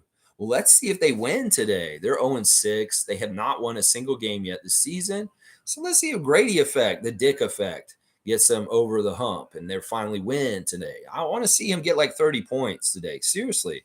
I want to see him bomb threes and play awesome. Seymour saying West Coast hangover, 8 a.m. Mountain Time. Canadian Cowboy, you called it. Love y'all, Raptor freaks and freakettes. There you go. What did Cowboy said? Criscom was saying 8 points last night, and it ended up being 13, y'all. We got a 13-point win last night. MSJ, not forgetting, not forgiving. See, Wayne's not, he's an elephant. He can never forget. That's just how it is sometimes. I'm the same way. In some ways, that's part of how I can be a historian for this team because I don't forget shit. I remember shit from the 90s with the Raptors. I remember Vince era stuff. So, yeah, we don't forget. In some ways, we forgive, though. We forgive. We forgive. I forgive at least. Wayne's not willing, I guess. Fiercely saying, I love Precious, but he needs to tone it down at pressers and be humble. Savannah mentioned 2 stats, and he corrected her by adding 2 more.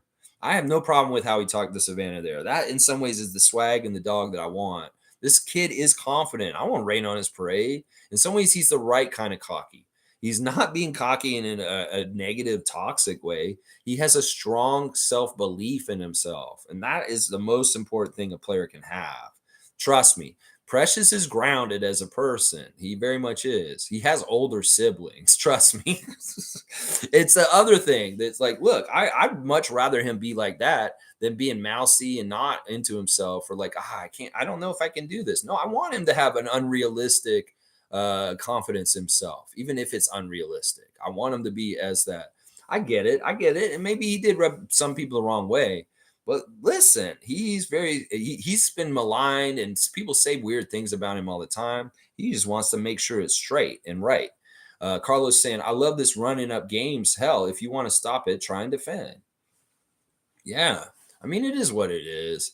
And everybody's going to have different sensibilities about, well, that's running it up and saying, I don't care. Some people will be like, I really care because that pisses me off. It's like you're humiliating us.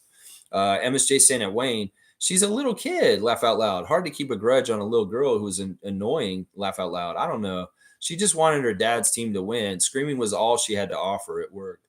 Well, that's once again, what I said in the stream after this happened was she got revenge for her family. You don't understand. She was born here in Toronto. She's Canadian. She spent the first little part of her life here in Canada. And then she was moved at a young age, and she was old enough to remember and see her dad depressed and sad and go through immense sadness. Can you fault a young lady for wanting to get back at the people that hurt her father? That is exactly why she did it, because she saw her dad the first year after we traded him to in San Antonio and the depression he fell into. This is a very documented, true story that when we traded DeMar, he went through a lot of stuff emotionally and in his head. Because honestly, that's tough to deal with, especially when you're so ensconced with the city and you think you're just going to be here for so long. And then you see them go and win a championship on top of that. You've got to understand this from all perspectives. And from the young daughter to ours, she saw her dad hurting and she saw people that hurt him and she wanted to get her revenge herself. And that's all this is. Can you get mad at a young lady for wanting to hurt people that hurt her father? No, you can't. In some ways, it's very honorable and like understandable. Come on now. So you got to keep perspective on this. Now, Wayne's saying Precious is an intellectual on the down low. He really is. He's very smart guy. And in some ways, it's like you can think, oh, the boneheaded moves he does on the court are stupid. But at the same time, on the other side, there's very intelligent, amazing decisions he's making. When you add that in with the physical specimen that he is, that's unstoppable. So there's a real basketball IQ that's smart. And not only that, it's split second decision making that's smart and making good decisions, whether it's that pass to Scotty last night or when to burst and attack the rim. He's making split second decisions very smartly and within the system of Darko's. So yeah, he is on the down low a very high IQ in basketball. He really does. Precious is a renaissance man. I'll agree with this. He's a sommelier. He's a fashion horse. He's a man of varied interests. We saw a lot of that this summer for sure. Carlos saying he has his hands of different things like Serge. Yeah, Serge is probably a very big influence on him on the down low in certain ways. In some ways, Achua may have seen Ibaka before, and he's like, If I could be more like Serge, I'd be very happy. It is very true. There's a lot of parallels to Achua and Ibaka for sure. They both do art, that's for sure. Wayne Strainer saying, no grudge on her, only super fan Nav. I had never come at her. You're right. She's just a kid. Yeah, and I understand why Wayne's mad at Nav for it, and I get it too. I was upset with Nav at that time too. But in some ways, there's no point in getting mad at Nav either, because if you look at his perspective, he's just a nice guy. And in some ways, he likes the family of the Raptors all through that history. He's very close with Vince Carter. He's very close with Nick Nurse still. And in some ways, that's just part of him being the ambassador and diplomat for our team. And if he didn't know that she was going to do that, he really didn't. It turned into some sort of weird Curb Your Enthusiasm episode for him, like he's Larry David. And he's tried to do something nice for a little girl that's a daughter of a former player. And then it turns into boom, boom, boom.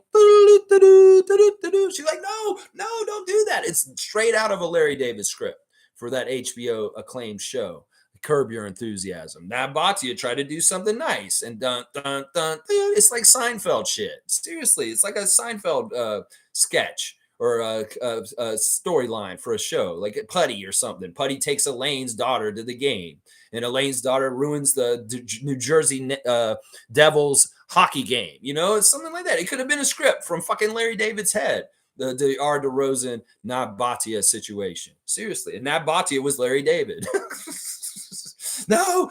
Could you imagine that scene in that show with Larry David playing that Batia, and they really amp it up and make it comical? The kids like yelling. I'm like, no, don't do that. Don't do that. They do it just like a Seinfeld episode or a Curb Your Enthusiasm episode. I'm telling you, it's the same shit. This is so funny.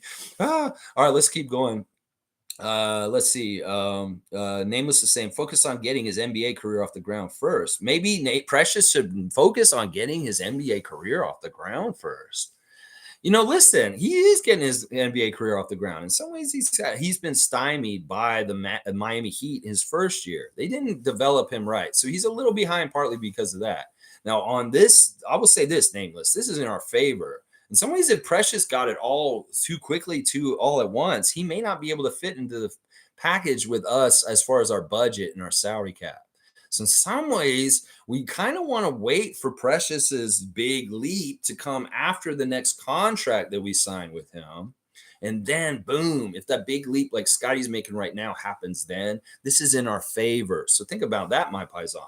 Think about that. We want to pay Precious right now for what he's doing right now with the promise and hope that he's going to, just like Scotty is right now. And then, boom, look out, Raptors. We're going to be running things in this league. I'm telling you right now. That's how it'll work. So Pachuli's saying OG's second time with the chain. So he got it before? Oh, okay, that's why they did the 2 thumbs up. That's right. I do kind of remember OG getting it before. Okay, so this is second time. All right. Well, I guess maybe Gary should have maybe got it last night. I don't know if they're being really like fair and giving it to everybody. Monique's saying the only reason why Grady's going down to 905 is to save Eric Curry's life. Laugh out loud. No. You're getting a dunk for being funny, Mo. That is really funny that you said that. She's going down there to save Eric Curry's career. That's probably partly true. I mean, they do need to stop the losing on that team, and Grady hopefully can change that. Yeah, Wayne's saying to Nameless, that's cold. That's cold. What he's saying to Precious, well, would what I say sound good, though, Nameless? Let's wait for him to make his leap after he signs the contract, the next one. Yeah, and then we'll have him on a deal, and then we'll have to worry about paying him even more money later. Holy crap. Country Kong saying, Precious Achua, his speed in the full court is incredible. I love the way he played. Some fans don't like when he dribbles up, but I love it. To me, it's powerful and blazing fast, hidden potential. I am completely with JP on this, 100%. In fact, it's one of the things I love the most about him. I'm not scared of Precious handling the ball. I'm not scared of him taking threes. I'm not scared of him coming up the court with a full head of steam and coming out that basket. I'm not scared of him trying to do post moves on people at this point. I'm not scared of him having the ball in his hands, possibly passing it. There's all kinds of things this guy can do, and I have full confidence in him. I have no problem with him shooting threes. I have no problem with him handling the ball and bringing it up the court. It is very much a very powerful potential in him. And that is what JP is describing right here. I'm totally with you on this comment. Totally with you on this. Stargate saying, I give Darko credit. He has adjusted his point 0.5 offense to be more conducive to the specific skills of the individual players he has at his disposal, except that Scotty with the bench combination. It could be very well. It's like, look, you have to prove to me that you are like Siakam, that you're very much an established scorer that's going to make things happen over again. Otherwise, you're a 0.5 guy on our team. You got to hold the ball and you got to move it to the next guy. And if you manufacture yourself offense in that system and you show that you have dependability over and over again, then maybe I'll start considering giving you longer than the 0.5, like I give Siakam or Gary Trent or Scotty Barnes. These guys are established scorers. And in some ways, they should be allowed to do a little bit of ISO stuff because they're good at it and they're a proven track record. So in some ways, the rules may not apply the same to everybody. Siakam, you don't have to worry about 0.5. In some ways, Gary, you don't either to a degree because we understand that may help you get going.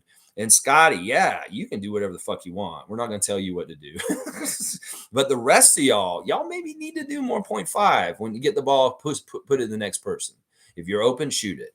And that may be what it is right there. Part of the adjustment is the rules apply to certain people, not everybody. Wayne's saying Siakam is our cheat code. We let him loose when 0.5 ain't working. Jakob is a genius, very high IQ. Yeah, he's so selfless. And Jack was talking about this last night. It's like so good to have a guy like Jakob on your team that you don't have to feed. You don't have to give him anything. He's just going to do whatever y'all need him to do. And there's no complaining. There's no problems. And he's so helpful. He's so helpful for rim protection. He's so helpful for size. He's so helpful for rebounding. He's so helpful for passing and stirring the drink to cause good opportunities on offense for other guys. There's so much to like about Jakob. And you're right. He is a genius in a basketball sense. And he is a very much underappreciated person in the Raptors team that more Raptors Nation needs to respect, is what I'm saying. CountryCon saying, Lex, I looked at Vucevic's game log. He scored at least 10 points all season except for last night. Jakob, forgive me. You are the Austrian Gobert. I'm sorry for trying to bench you for spacing. It's a matchup thing. It really is. Like, if our coach is really good, like we're saying, he's going to understand when to use the personnel and when not. And in some ways, he needs to match Vucevic being out there with Pirtle's minutes. And he did a good job of that. There are also different periods of time where Pirtle shouldn't be out there because it's a little bit more small ball. And in some ways, it's like really knowing when. But yeah, I'm really happy with the usage. And yeah, he shut down Vucevic better. I love that you went and looked at the game log. And this is the only night in the season so far that Vucevic was held under double digits. So yeah, the defense of Pirtle was there on Vucevic and very key. Think about last year when we played the Bulls. Vucevic ate us up. He absolutely destroyed us. And we had no answer for him. Well, we got an answer this year. And that's awesome. Name is saying, sorry, Wayne, but there ain't no half-stepping in the NBA. It's cutthroat. If he wants to be the Dos Equis guy, he should be playing in Europe. I don't even know who you're talking about right now. The Dos Equis guys. You're talking about a motherfucker who says, stay thirsty, my friends. Oh my gosh. Are you talking about Captain Morgan? I don't know what's going on here, Nameless, exactly. But yeah, I agree that it should be more cutthroat. And if we're a little bit more serious about things, I will always be happy about that. But not to the extent where we're hurting people or turning into monsters. Come on now. Monique is saying, nice to see so much joy come out of everyone, especially Gary and Pascal. That's right. There's much more smiles. Swag is high. Riz and happiness is happy. It's very, very good. Cowboys saying, what up to Seymour? Bam. Stargate saying, Dennis with some uncharacteristic miscues with passing last night. You know, listen, some nights he's not going to be perfect, but you know what? He was fine. He was solid. He didn't really hurt us a whole lot, but he did not shoot well. And he was a little off for sure. Let me go look at Dennis a little more closely right now since you brought him up. You know, him shooting 6 for 16, you know, it is what it is. He was not shooting well early and he shot better as it went. 1 for 9 from 3. It is what it is. He's open. He has to take those shots. Sometimes they're not going to fall, but it is right for him to take those shots because what's happening is he's taking those shots off kickouts from Siakam, or he's taking them where the defense is lagging off him, and that is the right shot. If Dennis is open, he should be shooting it every time. Some people may get upset that he's shooting so much, but that is what Darko wants. He wants him to shoot it because we cannot squander open shot opportunities. The other team's defenses are quick to recover, and they're quick to rotate and get to places. If Dennis gets that daylight to take the shot and it's open, he needs to do it. And even if he's missing, he could be like Fred last year and miss 10 3-pointers, and he'll make 2 or 3 at the end, and it'll make it all right, is what I'm saying. But yeah, not the sharpest game by Dennis. 5-3 assist to turnover ratio. That's not his best. And his shooting wasn't as good either. That's why he wasn't one of my 5 stars. But once again, he wasn't a negative either. He was solid. And there are defensive things he's doing that are very good that don't get sung about in the box score. So there's a lot of stuff he's doing defensively that are fantastic if he's not shooting well or totally passing right. So Tristan saying Raptors number 2 in assists and second to the Warriors, who played one more game than us. There you go, Tristan. I like that fun fact. That's right. We're one of the best passing teams in the league now. PS Shooter is here at 43. We love the Siakam stands in the world. Anybody who's a Siakam fan is a fan of mine. I'm a fan of them. That's for sure. Hopefully Grady stays in the G League for a while and gets some good reps. Even people drafted before him are grinding out in the G League. Yeah. They said this is basically what they're going to do. When it coincides with it making it easy to jump from the big league to the G League, he will do it. But he's not going to be there for a long, long time. In fact, it's going to be interesting to see how they handle tomorrow. Is he going to go, all right, play for us at 2 o'clock in Mississauga, get on the plane, fly to Cleveland tonight with the rest of the Raptors, play in the Cleveland Cavaliers game on Sunday, and then there's another G League game here against Capital City Go-Go on Monday. Will he come back for that, or will he stay on the road and go straight to Brooklyn for the in-season tournament game on Tuesday? So will Grady play on Monday for the 905? Probably not, because it'll be like he'll play for a 905 this game, jump on the plane and go with the regular team and be there for Cleveland and Brooklyn. In some ways, that's the preference. They want him to be available for Darko, and he can go to 905 when it's convenient and not taking him away from being on the bench for the regular Raptors. That's kind of what they said in the last day. So I don't expect Grady to play for the 905 on Monday. He'll play there today. He'll get on the plane with the regular Raptors and go to Cleveland tonight. So, yeah, that's what I think is going to happen. So we'll have to see. Let's see. Wayne's saying Grady to 905. Does that mean more vet play? Well, not in the situation that I just described. Although, I was interested that Grady got a DMP on the game against Indiana, but then he played in the very intense in-season tournament game instead. That's the only game he's missed this season is that Indiana game. And that's interesting to me that, that was the game that he sat out when he got the minutes back. And Otto did not play in the game yesterday, right? Otto didn't play in the game. So it was like, why did you go to the youth in the in-season tournament game? I don't totally understand that logic. Maybe he just wants to give him some big-time tough pressure situation experience. Maybe that's what it is. G saying Grady can bring the winning energy into the game league, the G League locker room, hopefully. Yeah, I hope so. Hopefully. Marquise is hurt. I should go look at their injuries right now because honestly, it could very well be that Marquise Noel is not available today for them because he was on the injury list. It's saying he's day-to-day. It's there's nothing else they're saying. And Freeman Liberty is all still on the injury list too. So there's some issues with injuries for two ways on the 905 right now. And we need these guys to be healthy because Eric Curry needs the help, just like Monique said. He really does need the help. Country Con saying, Darko called Grady Dick the future of the franchise. Nick Nurse never once said that about Scotty. Darko understands the assignment. He sees the vision with Grady. He sees the vision with everyone. He sees the vision with Scotty and Grady and with Masai. And that's what we're talking about. Yeah, I like that distinction, Country Kong. In some ways, you're right about Nick. Mo's saying, did Gary Relly tweet last night? Chef's kiss. I don't know. I didn't see Jordan Bolton on Twitter. I didn't notice his tweets or anything. I'm sure he was saying some stuff. David's here. He's saying, what up to Country Kong? Bam. The Mug Brothers in effect. Let's see. Stargate saying, now that we are out of the tournament, I hope Orlando's the team in the IST finals with the Lakers and deal with them proper. It's going to be interesting to see who shakes out and makes it there. There's some teams that are very close to making it, and some teams that are just about to get eliminated. The Sixers don't really have a chance in a lot of ways to get to the Vegas. They're still technically alive, but not by much. They're going to get crushed and put out very soon. Very, very soon. And I love seeing Orlando above the Boston Celtics in our group at this point. Orlando 3-1, finishing their in-season tournament. games with a 3-1 record. Boston still has a game to play on Tuesday against the Bulls in Boston. And then we've got to play the Nets. So there's still some things to be figured out between Boston and Brooklyn. That, every team that isn't at the top of their group is very not likely to make it. So it's like the teams that are undefeated, like the Pacers are obviously in because they're 4-0. Milwaukee's 3-0. If they win their last one, they're in for sure. And then Orlando's pretty much probably going to be in because even if Boston wins their last game against the Bulls on Tuesday, the Magic have beaten the Celtics in the in-season tournament, so they win the tiebreaker because they beat them in the head-to-head. So if they're both 3-1 at the end of it, the Magic get to advance as the top team because they beat the Celtics and they gave them that one. So that's really, really good. That's a really good thing.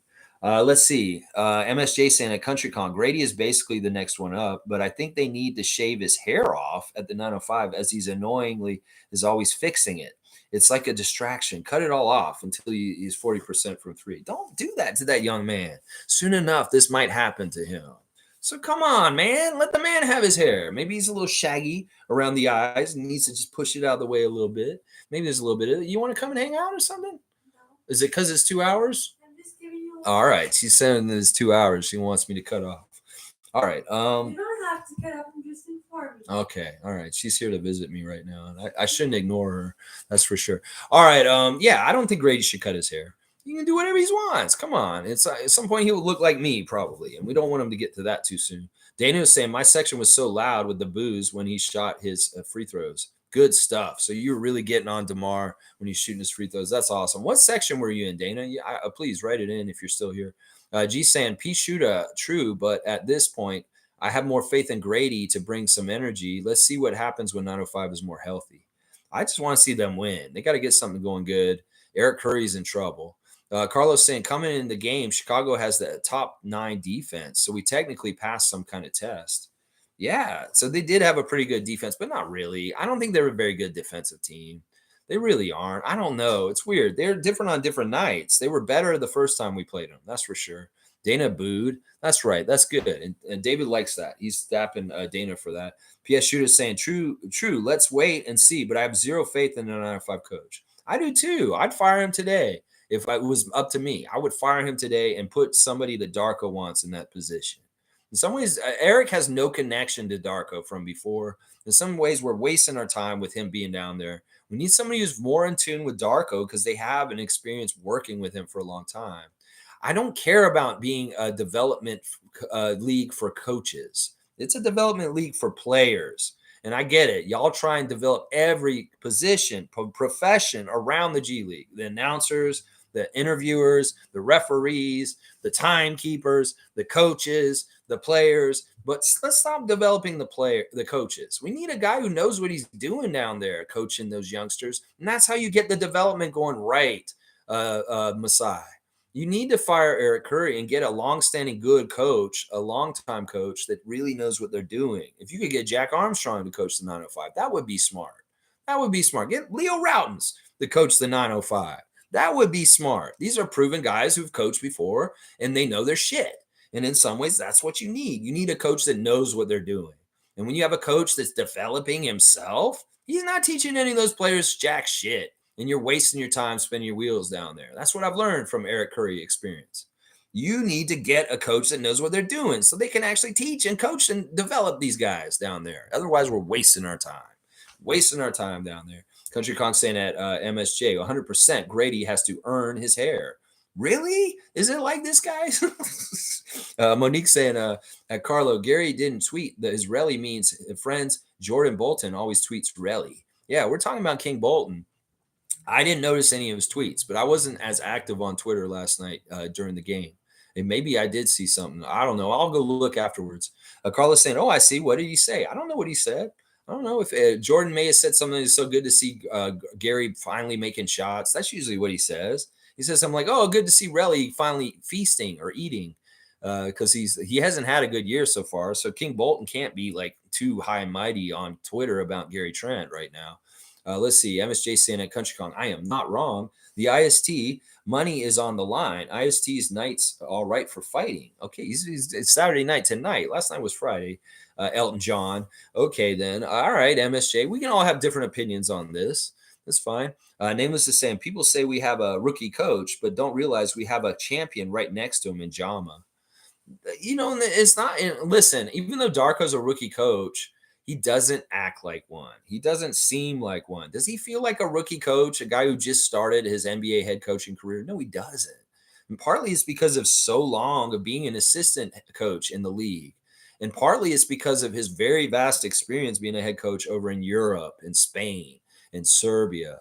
And that's the thing. It's this dude he's technically an NBA rookie coach, but he doesn't act like it, and it's not how he's being treated either. The referees treat him not like a rookie coach, thank God, and his peers don't look at him as like a new guy that's kind of messed up. No, they very much take him as a very learned, good coach right away.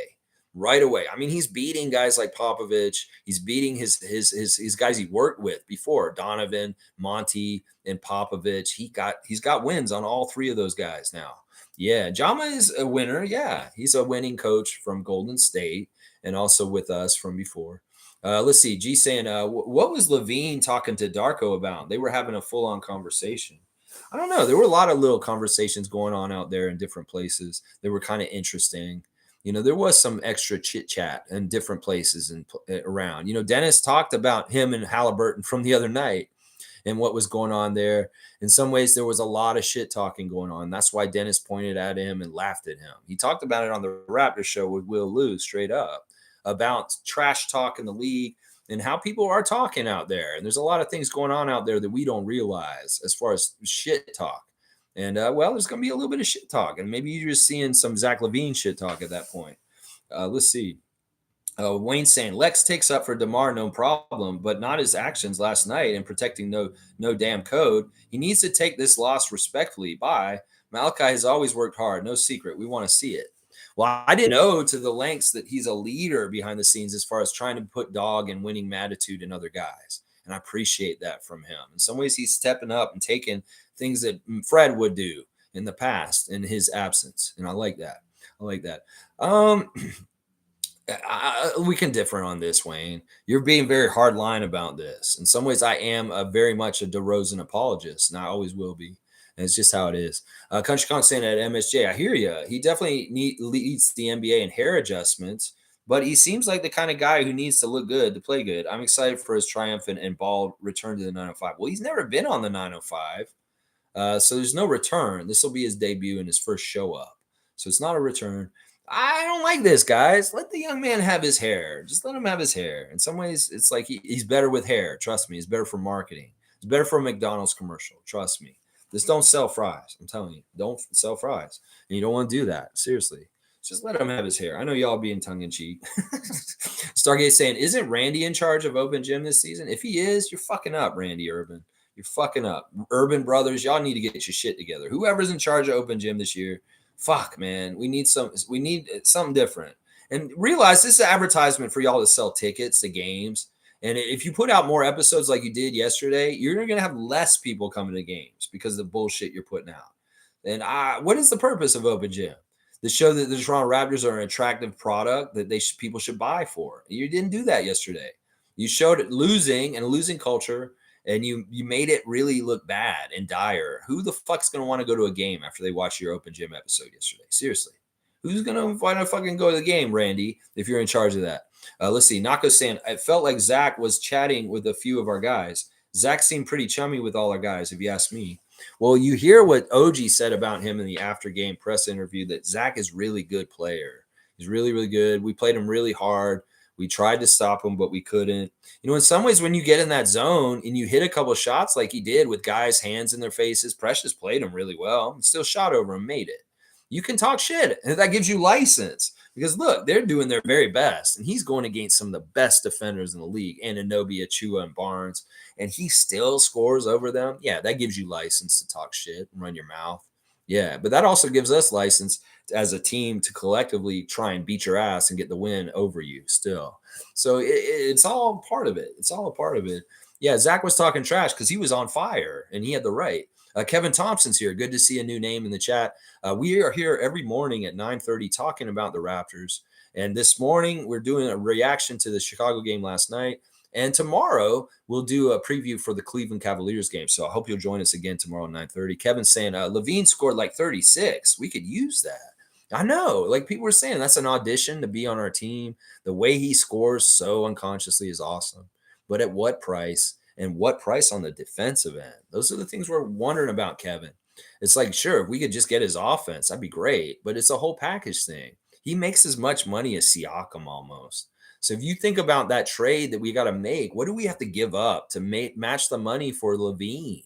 It's insane how much we'd have to give up. We might have to give up most of our bench, if not at least one of our starters for sure. And I don't want to do that. In some ways, that's not worth it to me because in some ways, we see Zach Levine does not add up to winning for the Bulls. Let's just put it that way. And even though he's such an attractive scorer, what's the price? And I mean literally the price we would have to pay to get him. Race Mode saying, Lex talking open gym cinematography. Let's go. Race Mode Daily, this is his world. Now, see, I knew in the seasons previous to this, you'd have trick shots with really blurry fades and cuts and coming across and showing something really interesting. Sometimes they weren't just showing like things that were objects on the court and just straight up basketball play. Like it's like we could watch highlights. No, there was a cinematography to Open Gym that was on the level of motion pictures from the past. And it's something that's been lost over the last 2 years. It started last year, but it's gone way downhill this year. And that is Race Mode Daily's world. Race Mode is filming races and he uses cameras and does cinematography all the time. So when he hears me talking about it, he's all about it. Let's go, Edmund. And the Indiana Pacers going to go to Las Vegas. And Edmund might be winning this if Halliburton can do really well. They're always trying to say that Halliburton is the MVP of the in-season tournament because of his great performances. You go, Edmund. I love you, man. Always Race Mode Daily. One of my guys, one of my original Raptor freaks, one of my best supporters. I love you, Edmund. P.S. Shooter is saying, I dislike the term LeBronto. It's negative and disrespectful to our team when nobody else is in the East stepped up to fight besides us. Yeah, I hate that term. I hate that Paul Jones made that up. I hate that it is used in spaces all over the place as just a simple retort by haters of the Toronto Raptors to just kind of say bullshit to us. In some ways, the whole idea of what LeBronto is, and I really just use it because it's succinct and very brief and easy to get across what it is that basically you're right, Shuda. It's, we were the ones who were hitting him hardest out of anybody in the East. Who the fuck was stepping up to stand up against LeBron James and his terrorism of holding it down over the whole entire Eastern Conference better than us? None of them. None of them. Pacers, none of these other fucking teams come close to coming and challenging King James when he reigned over the Eastern Conference. And in some ways, we should hold our heads up proud because we were one of the best at standing up against him and going at him at that time. And you're exactly right. And you know what? I'm going to try not to use that term as often. Because you're right, it is disrespectful to our city, Toronto, Ontario, Canada. That's right, P.S. Shooter. I'm giving you a dunk for that because I like that you have animosity towards that term. And more real Raptor fans should. There's too many Raptor fans out there that use it themselves, and they put our own team down with the term. And I'm like, who the fuck are you a fan of? Are you a fan of LeBron? Yeah, I love LeBron, but I love the Raptors too. Well, stop fucking saying LeBronto then, motherfucker, is what I'll say, And dang it, Paul Jones, forever even saying that out of your words. Let's see. Monique is saying, yes, Stargate and Jeff Roche is the director of photography, etc. for Open Gym. Okay, so Randy is running Open Gym. All right. Maybe I'll go talk to him after the game at Raptors tonight. I'm going to say, hey, it's a Raptors freak. I'm going to come talk to you. Kevin's saying this. I like this. This is how I know Kevin's a real one. Kevin, you're new, and I don't really know you, but when you say stuff like this, I know this guy's a real one. Kevin Thompson has said that DeMar is family for sure. And that's right. Kevin Thompson, you're getting a dunk on the Raptors Freak dunk list for your DeMar support. That's right. That's right. Real ones know about DeMar's importance to our team. Carlos saying, imagine if DeMar is okay coming off the bench and he's on our team. That would be crazy. We'd be so good. Like, who we have to give up though? What if we be like traded Gary for DeMar? Straight up. It was like Gary, Thad, and Malachi for DeMar DeRozan. Would y'all do that tomorrow? I would maybe do that, seriously, because like that might be it right there. I don't know if that adds up the right numbers, though. That may not be enough to make up DeMar's salary, though. I don't remember how much he's making. He's making less than Levine, though. I know that. That's the weird thing. He's actually making less than Levine. I can go look at this. Why don't I just look at it, Lex? The information's there, bro. Just go look at it. All right, the highest paid player on the Bulls is Zach LaVine. He's paid $40 million, y'all. So that means you have to trade Siakam plus another player to get Zach LaVine if you really want him. Now DeMar's paid $28.6 million. That's much more doable. In some ways, it may be DeMar is the right one. Maybe that hug with Masai is foretelling something. Maybe it is time for DeMar to come home and be very, very, very happy. Yeah, this would be awesome. Let's see. Stargate saying DeMar's wife. They are married now. Well, what I was trying to say is I don't think that his wife now is the mother of DR. That's where I kind of fumbled that. As I said, his girlfriend, but they may be married, but I don't know if that's actually the baby mama of DR. I think that that's a new wife, and he has an ex that is actually the mother of some of his older children. So that I think I fumbled on how I was trying to describe that, and that's what I was trying to get across at that moment. Let's see. Dana's saying, I don't hate DeMar. I just booed him for missing his shots. If I had screeched like his daughter, I would have been kicked out. Listen, you're booing him while he's in the play against us. There's nothing wrong with that. I will boo DeMar in the middle of the game too. And that's just part of it. That's part of the game and stuff like that. I love him otherwise, but I'll boo him at the game for sure. There's nothing wrong with that. Kevin's saying, I would welcome him back. We can use him. He has improved a lot since playing for the Spurs. He's way more dependable. His clutch stats are insanely good.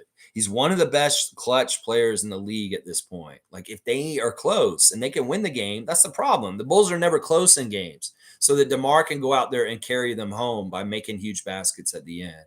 He really worked through the toughness of learning that on our team and got better as a clutch player through failure with the Raptors. So in some ways, getting him back on our team and getting the goodness from him perfecting and refining the way he plays at the end of games would be just full circle and really awesome. And it would really go along really great with the Pirtle return too. So I love this idea. All of a sudden it's come up that like maybe DeMar should come back in a lesser role, possibly. This is very interesting. Very, very interesting thing to think about. Wayne's saying we have no animosity, Lex. Hang on. No. Why did it jump so much? All right, hang on. I want to make sure I get every comment. Oh man, yeah, and you guys definitely can't comment anymore. I want to finish up. Okay, where is it? Where am I? We have no animosity, Lex. We can't cheer for two opposing teams at once.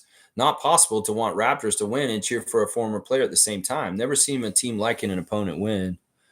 I can root for DeMar as an individual and not want the Bulls to win. I mean, in the game, I can appreciate DeMar doing good things in the game, even if it's against us. In some ways, you can't hate the excellence of Zach LaVine last night. You got to kind of respect it. It's kind of like that. Randolph saying, blessings, Raptor Freaks, most informative gang. There's a time for everything. This is a time to win and start climbing up the standings. Here on those blessings, Randolph Phillips, and blessings right back to you. Meredith saying, I don't know how anyone that understands the context could ever be mad at DR. That was some 4D chess type move. I have a lot of respect for that little girl. She has a head on her shoulders. Yeah, she was very smart, very calculated, very effective.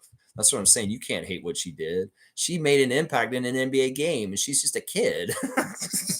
Igor's here. Igor Volkov. Good to see you, man. Are you related to Alexander of the Atlanta Hawks way back in the day? That'd be cool. Eat is good. Yeah, we want these guys to eat and get big fat bellies from eating so much on the NBA court. I'm all about eating too. Yeah. Monique is saying, JP, I love Darko's timeouts, play call, and raved about it last game. Yeah, he's fantastic. And David's saying, eat very, very good. Get that little pot belly because you eat so much on the court. Cool Cat saying, I love how we cheered loudly for him when he was announced. He was smiling and laughing at it. I was so happy for him. He will always be ours. I know he got mad. Masai and DeMar Hugfest. See, Cool Cat's feeling all the love and stuff. And obviously, she was at the game last night, too, because she saw how when he was announced, we gave him a standing ovation, kind of great applause. Cool Cat saying also, I was laughing that both Pascal and Scotty were not the feature offensively, so the subset of hater fans had to be quiet. There you go. Let OG take over one night, be the leading scorer. And then these motherfuckers, their heads explode. Who do I get mad at? I love Scotty, but damn it. Oh, you guys are going after Anunoby? That's ridiculous. Everybody in this whole entire league wants Anunoby on their team. They see what he did last night, and all the fans are coming onto the places in Twitter and saying, fans from everywhere saying, future Warrior, future Heat, future Celtic, future Spur. Every single fucking team in this league wants OG on it.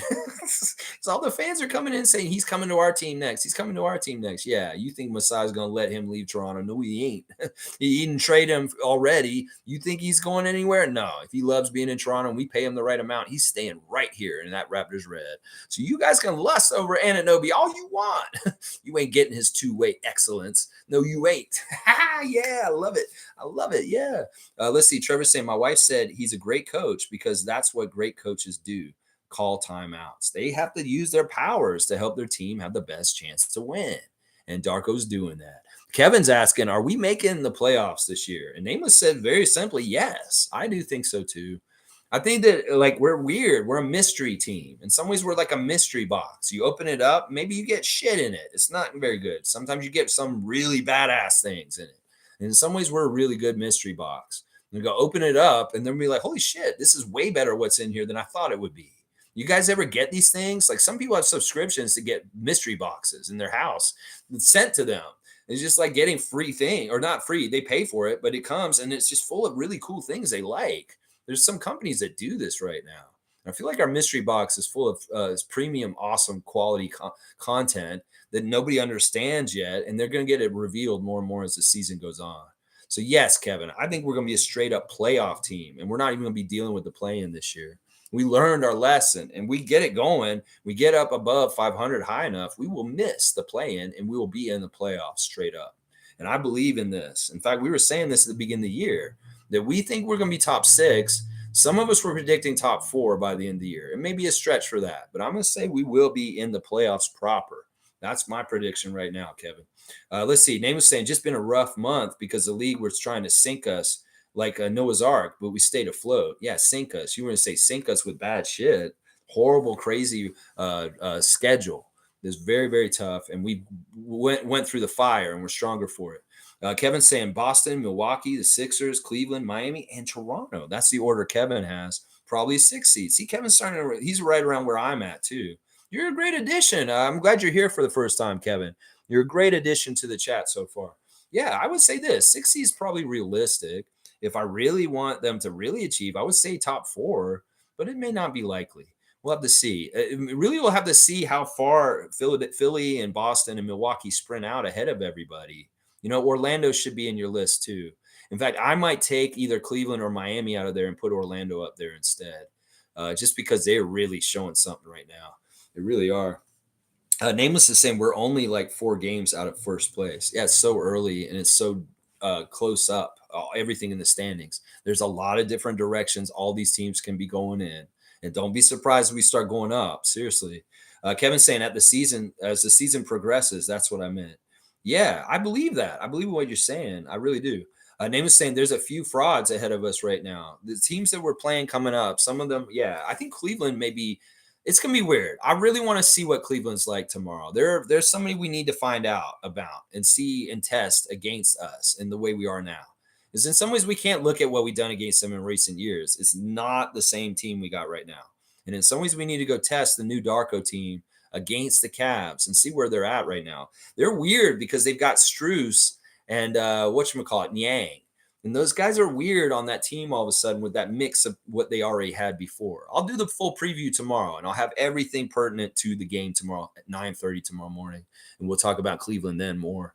Let's see. Cool Cat saying NBA gave us a tough schedule to start, and it's to our benefit. We remain sturdy more or less while learning Coach Darko's scheme.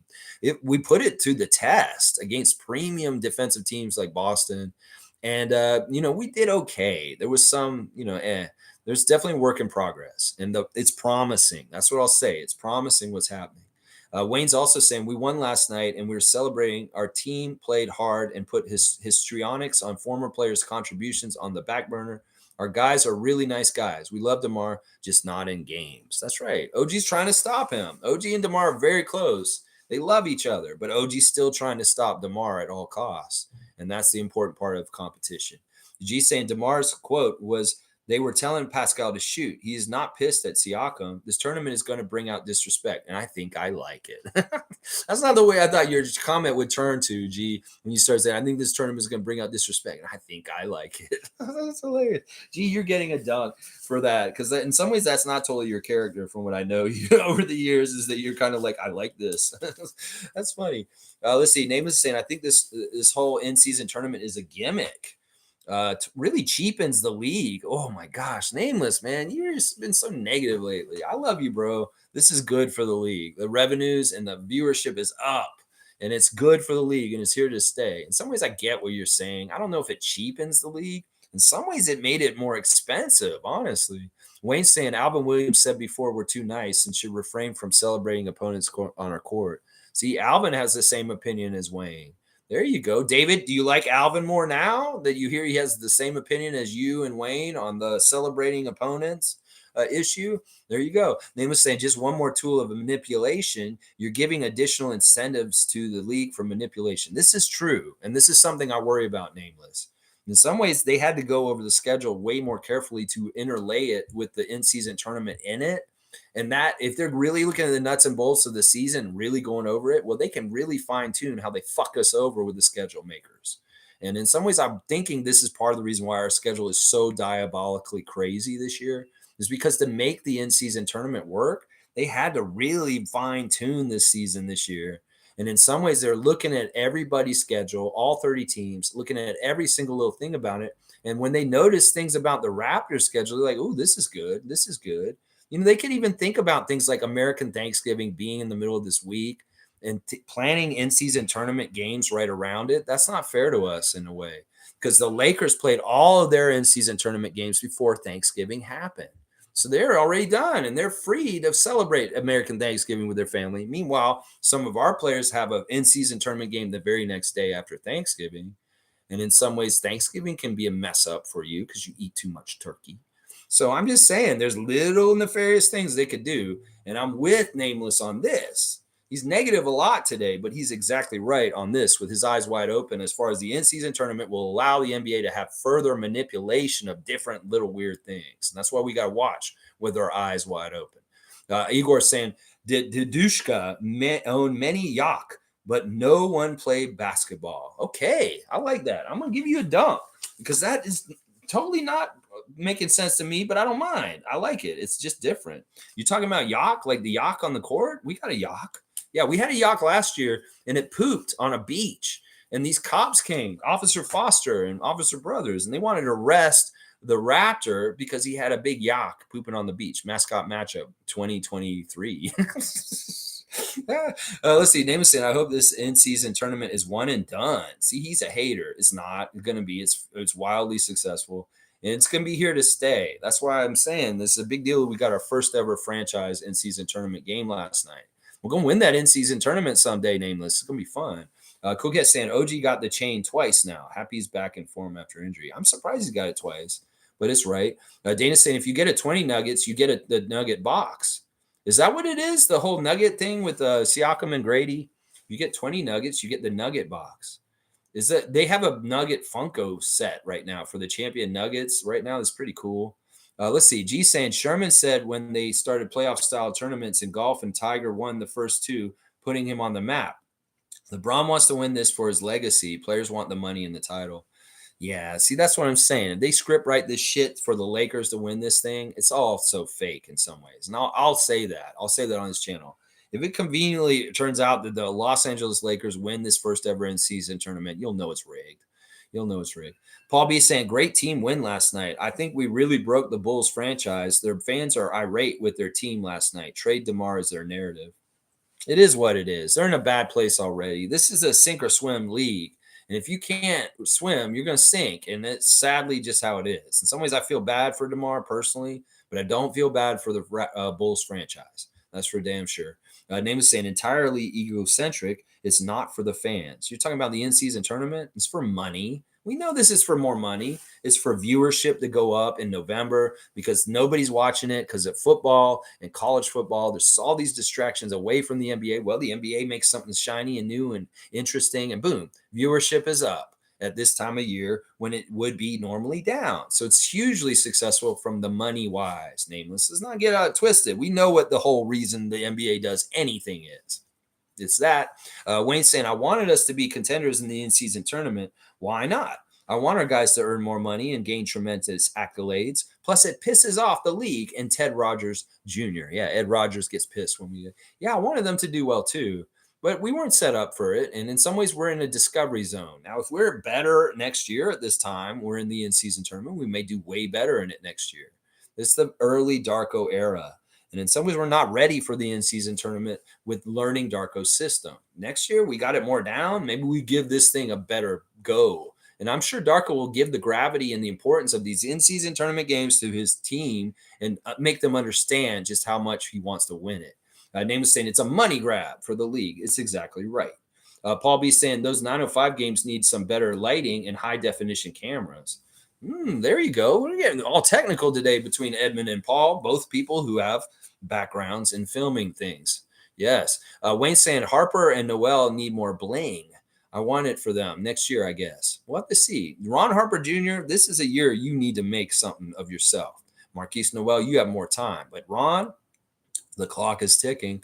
Nameless is saying Raptors will never have a fair chance at the tournament or winning those games as long as the tournament exists. The in-season tournament is not our friend. Please understand this, anyone. I might agree with you with this, but that's why we got to be badasses and just take things that aren't supposed to be for us. We can win an in-season tournament. Don't get it wrong. We can do this at some point. It will be hard. The refs will be against us. They'll make it hard for us to do it. But I like those challenges. And sometimes the hardest route to get somewhere makes it all the sweeter. 2019 Toronto Raptors Championship. So don't ever count us out, Nameless. I know this is a pessimistic view of this, and you may be right, but we're going to try anyway. And when we get it, it'll be so awesome, and it'll feel so good. CountryCon saying, Wayne, it's okay. I was also looking forward to seeing us compete in Vegas, but you could see the hit job a mile away, putting our first game last and against the Celtics. Let's focus on the real season.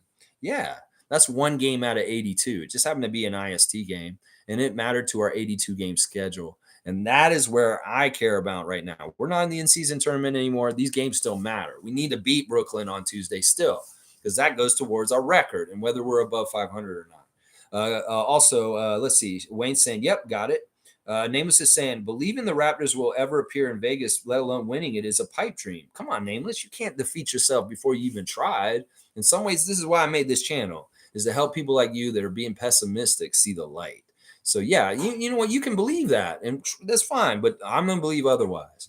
Cool Cat saying, Lex, last night in Spaces, we marketed Raptors Freak Show every day at 9:30. Blackhawk and I announced that we are Raptor Freaks. Of course, Spaces teased about the word freak. They're going to do that. They're going to do that. That's fine. And in some ways, it's funny because it's like super freak, Rick James. I get it. It's a sexual term in some ways. But, I made this term up in the 1990s, way before any of this stuff. And it was really because I was a freak about wanting to consume and watch as much Raptors basketball as possible. We're a freak as far as like our fandom. My whole catchphrase is there's fans of the Raptors. There's fanatics of the Raptors, and then there's freaks of the Raptors as far as their commitment and passion for watching the Raptors and cheering them on in a positive way. In fact, the freak part is about being positive. I've gotten this a bit, and I get it. It's maybe not the most marketable name in some ways, but I appreciate y'all putting me out there with them. And who knows, maybe Kevin and some of these people came in partly because of this. I welcome everybody from Zazu Spaces and Chev's Nation and everything. I love NBA Chev. He's one of my favorite YouTube channels for sure. Igor saying, is good. Make pierogi. Watch 905 if to TV show today. Yeah. I have pierogies too. Maybe I'll make some for lunch too in solidarity with my guy Igor. Yeah. 2:00, 905. Shaq Lindsay saying, someone please save DeMar from that misery. Love seeing DeMar hugging Masai at the end of the game. Maybe DeMar wants to end his career here. He did say on Serge's show he'd have to have Kyle here, but maybe he wouldn't. Maybe he wouldn't. Maybe he saw Scotty and he's like, I'd like to play with Scotty. Nameless is saying, we won the championship because we were overwhelmingly good and slipped through the cracks. There you go. We just got to do that again, Nameless. We got to do that again. Shaq Lindsay saying, people underestimate DeMar's close ties to the Six. He loves this city. Did you see him talking to Herbie before the game and just how much he loves our announcer? This dude loves Toronto, man. He can't hate this city. He has too many good memories here, too many awesome rites of passage as a young man. Really became a man in this country, in this city. He had kids here. He started a family. He did all this important benchmark things in his life here in Toronto. That's why it hurt so bad when he was sent away. And in some ways, you can't break his bond with our city. He's been running through the Six with his woes for a long time. Cool Cat saying DeMar came as a kid without any exposure, and he grew up to a grown, mature man. This is exactly what I was just saying. He was the city, and he came into his own. It's his identity. So of course it will hurt Siakam, and Scotty would feel hurt too. Yeah. Seymour saying we want Coloco. We want Coloco. I'm with that. Stargate saying, Cool Cat, you forget me. I shouted out Raptors Freak as well. Stargate was in there also. I'm glad all y'all were in there. I appreciate y'all immensely. Seriously. And if there's more people coming from Twitter to come see me, listen, I'm all for the Raptors, and I love good, passionate Raptors fans. If you got a passion for this team, let's be more positive and root for them the right way, is what I'm saying. Let's see. Shaq Lindsay saying, maybe for the right price, DeMar is perfect vet we could use, especially in the playoffs. DeMar wouldn't affect our chemistry because he's well respected. Yeah. And in some ways, he doesn't need the ball. Obviously, they let Zach just go off. And in some ways, DeMar does not mind fading in the shadows. He doesn't have to be the focal point at this point. He can just be a very added, grizzled vet. They could maybe put us over the top and win another championship, Nameless. Yeah, that's what I'm saying. Stargate saying, and went at it with an Atlanta Hawks fan. See, he has a passion. Evelyn's here. Good to see Granny Swag. Good morning, fam. Good morning to you, Evelyn. We love you. Cowboy saying, Granny Swag is in the house. Free Coloco. Let's go, Raptors. I like that. I'm speeding up a little bit. Monique saying, a very deep dive on Garrett Temple on the Raptors show. Highly recommend. Remember, I don't listen to Will Lou, but I listen to players on it. Fuck Will Lou, by the way. I'm with you on this. I'm not watching the Raptors show regularly, but I watch it when they interview Dennis or another player. And they had Garrett Temple on there. Garrett Temple taking the LSAT, and he wants to be a lawyer. And he said a lot of glowing things about Masai Ujiri and his relationship with him over the years, that he's known Masai for a long time. And that was a big part of the reason why he chose to come here. And then they had asked him on purpose to come here for a very specific reason. He's more than happy to oblige. Yeah, Gary Temple is an ultimate professional, and I'm very happy he's on our team. Trust me. Shaq Lindsay saying Chicago going to blow it up. There's no hope for them when they trade Zach. I would love to get him, but his contract would be hard to swallow. And no, I wouldn't trade Pascal. Maybe Gary. $40 million. Can we even that up and match $40 million paid to Zach LaVine? I don't even want to try. It's not worth it. Infamous saying, salute freaks. The 905 coach being bad is unclear and inconclusive. One of the worst calls ever. What do you mean the 905 coach being bad is unclear and inconclusive? I don't agree with that. You can say they're hurt right now, and that's part of the reason why they're so shitty right now. But still, he doesn't get things out of them. I've seen how he coaches. He's not like commanding. He's not really inspiring. And in some ways, he's just lame. And last year, he had a whole year, and he had a lot of good players in a lot of different times, and he still managed to fail a lot. He was very mid last year. He had a good team. He should have done way better last year. So I'm not basing everything about him on this year. I'm thinking about all the things that happened last year with 905 also. And he had good teams and different stuff like that, and there is conclusiveness from that. Infamous saying, Lex, can you please explain to the casual why getting Zach is not a good idea? Thank you. Defense and the price tag. There you go. Shaq Lindsay saying street clothes Coloco when we're going to see him. Okay. And Stargate is saying at Mo, Will Lou is one of those Canadian basketball media personalities who kiss ass the American counterparts and doesn't want to ruffle any feathers because he may want a job down south. I agree with that. I think that's probably true. I think that is probably true for sure. Let's see. Stargate saying Will Lou sometimes makes very anti-Raptor comments like Grange. They both work for Sportsnet. They both work for Ed Rogers. Could very well be that Will Lou has sat down with Ed Rogers in his office. And he said, this is what I'd like you to do when you cover the Raptors. Can you be like this? Grange does such a good job. Be more like him. Oh, yeah, I can do that for sure. Yeah, you pay me. I'm going to do what you say. So that's what you got to realize. In some ways, these haters are haters because their boss tells them to be a hater. Infamous saying Mark Jones, who hates Canada, came up with LeBronto, not Paul. I thought it was Paul Jones that said LeBronto first, but is his little brother Mark that started it? Okay, yeah, I hate that. And why'd you do that, Mark Jones? You're such a sellout. You're from Toronto. You're a Toronto kid. Why did you sell out your city and your country, Mark Jones?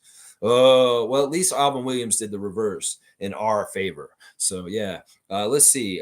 Smooth saying LeBronto is an insulting term. No Toronto people should be using that. I hate that term. Stargate saying, yeah, I'm with you. I'm with you on that. Shaq Lindsay saying, not saying we should trade for Zach, but getting a player like that doesn't come easy, especially for us. Only when a team is willing to blow it up can teams take advantage of bad situations. Yeah, and that's why we tried with Dame Lillard, possibly. We'll figure this out. We got a lot of good things going in what we're doing, and we'll get opportunities coming up in the future. Watch. Stargate saying yes, yes, and yes. Wayne saying DeMar DeRozan returning to the Raptors would be massive. I know that will be a championship move. I like this. See, I like Wayne's take on that. That's a good take. Stargate saying DeMar off the bench here would be crazy. Instant offense off the bench. If he's okay with off the bench, he will get sixth man of the year for sure. I like what you guys are saying. If it's feasible or realistic, that's another thing. Shaq saying trade Gary Trent, Chris, Thad, and Otto, and maybe 2 picks. Or 1 if you can include Grady. I know you're going to say no. Gary, Chris, Thad, Otto, and maybe 2 picks for DeMar. I do Gary, Thad, and Otto, and maybe 2 picks. But I don't want Chris in that deal. I don't want Chris in that deal. We need to keep our Canadian. Country Kong saying, I'm okay with LeBronto, whatever that is. When LeBron retires, the NBA will treat him like MJ and Kobe. LeBronto will make people watch the Raptors 2010 playoffs and see we were his only real competition. Well, is that how they'll look at it? It's just they'll see him beating us and they'll be like, oh, he beat the Raptors all the time, not talking about how he beat everybody. I don't know. I like your take, Country Kong. But in some ways, I'm not okay with LeBronto, just like the other people are in some ways, whatever that is. Exactly. Monique is saying, W stream, W game, keep at it always, Lex. Always good times. Go Raptors, keep climbing. That's right, Mo. And Stargate saying at Lex, DeMar and Kiara are now married. She is the mother of his 4 children. Okay. I wasn't sure about this. There's a kind of a thing that I found out when I did research on him about different things in his life and choices with his relationships. And I didn't really want to put it on blast. Okay, so she is the mother of his children. Okay, I'm glad you clarified that, Stargate. Sheer Khan saying about noon, gotta go. Great stream. Let's go, Raps. Be sure to hit that like button, folks. Thank you, Rookie of the Year, Raptor Freak Rookie of the Year, Sheer Khan. We love you, man. Seymour saying 10 a.m. Mountain Time, baby. That's right. And stop hating on the tournament. Infamous is saying he's standing up for the tournament. That's hilarious. And Shoot is saying let James Wade coach the 905. I don't know. I think we need him on the main roster. In some ways, I don't want anybody from the Darko staff to go down there. I want him to hire a totally different new person that he's connected to that he trusts and just bring them in. Don't send anybody down. Don't send Jama. Jama's already done it. Don't send Evo. Don't send James Wade. Don't send Vin. Don't send any of those guys. Get your next person that you love, that you like to give a chance, that you know, Darko, get them to come. It could even be a Serbian guy who doesn't really know a lot of people, but this would give him a foot in the door. You know, I like that. Infamous saying, Lex, I was making fun of the OG call with unclear and inconclusive. Okay, yeah, that call, yeah, that was that was really stupid, Kevin Scott, you jerk. Country Con saying, when I met Cowboy for the first time, he said, I could tell you were a freak. For a second, I was confused until I remembered the name of the channel. Raptors Freaks for Life. Thanks, Lex. Go Raptors. You go, Country Kong. Seriously, man. JP, you're awesome. All y'all are awesome. Wayne, Nameless, Infamous, Mischief. All y'all are awesome. I love all y'all. And the new guys, Igor and Kevin, thanks for coming in today, too. PS Shooter saying, who would you like to coach the 905? Rasheed Wallace. How about that? Yeah, how about that? Rasheed Wallace. That's who I want to coach the 905. All right, y'all. Thanks for watching me today. I'm going to get off here so that Adrian and I can watch the 905 game and enjoy ourselves today. Grady Dick is playing at 2 o'clock, guys. So get that TV on for the 905 game. I'll put the link up in the comments on the stream afterwards so you can find it easy. Remember, if you have a Raptor Freak Fantasy Yahoo team, make sure you set up your lineups and get your team ready. So happy to see DeMar hug Masai on his way out. The referees for today's 905 game are Marcy Williams, Kevin Fahey, and Mari Pierre Malo. Yeah. All right, guys. Thanks for watching me today. I appreciate y'all. We'll be back tomorrow with the preview for the Cleveland game tomorrow afternoon against the Cavaliers. All right, y'all. I appreciate y'all. Rasheed Wallace, yeah. Jamal McGlure would be interesting. Damon Stoudemire is busy with Georgia Tech at this point, though. Seymour. All right, y'all. Thanks, y'all. Please like, comment, subscribe, and share. And if you feel like joining, membership does have its privileges. You get the quick reactions after the game, me for a couple minutes just talking about the game right after it. And you also get the live Facebook chat during the game. If I'm giving little comments in the breaks and timeout of things I'm seeing during the game while it's happening. If that's interesting to you, become a member of the channel and you get access to our official secret private Raptor Freak Facebook group, which has all kinds of great content. When the stream is not going on, we are posting stuff there. All right, guys, let's go Raptors. Let's beat Cleveland tomorrow. Let's beat the Capital City Go-Go today, 905. You need that win so bad in Mississauga today. Get it, Grady. Go get it and show that you don't belong on that level in one game. You go down there and dominate today, Mr. Dick, you may not have to go back there again if you show that it's not worth sending you down there. All right, y'all. Thanks for watching me. Let's go Raptors!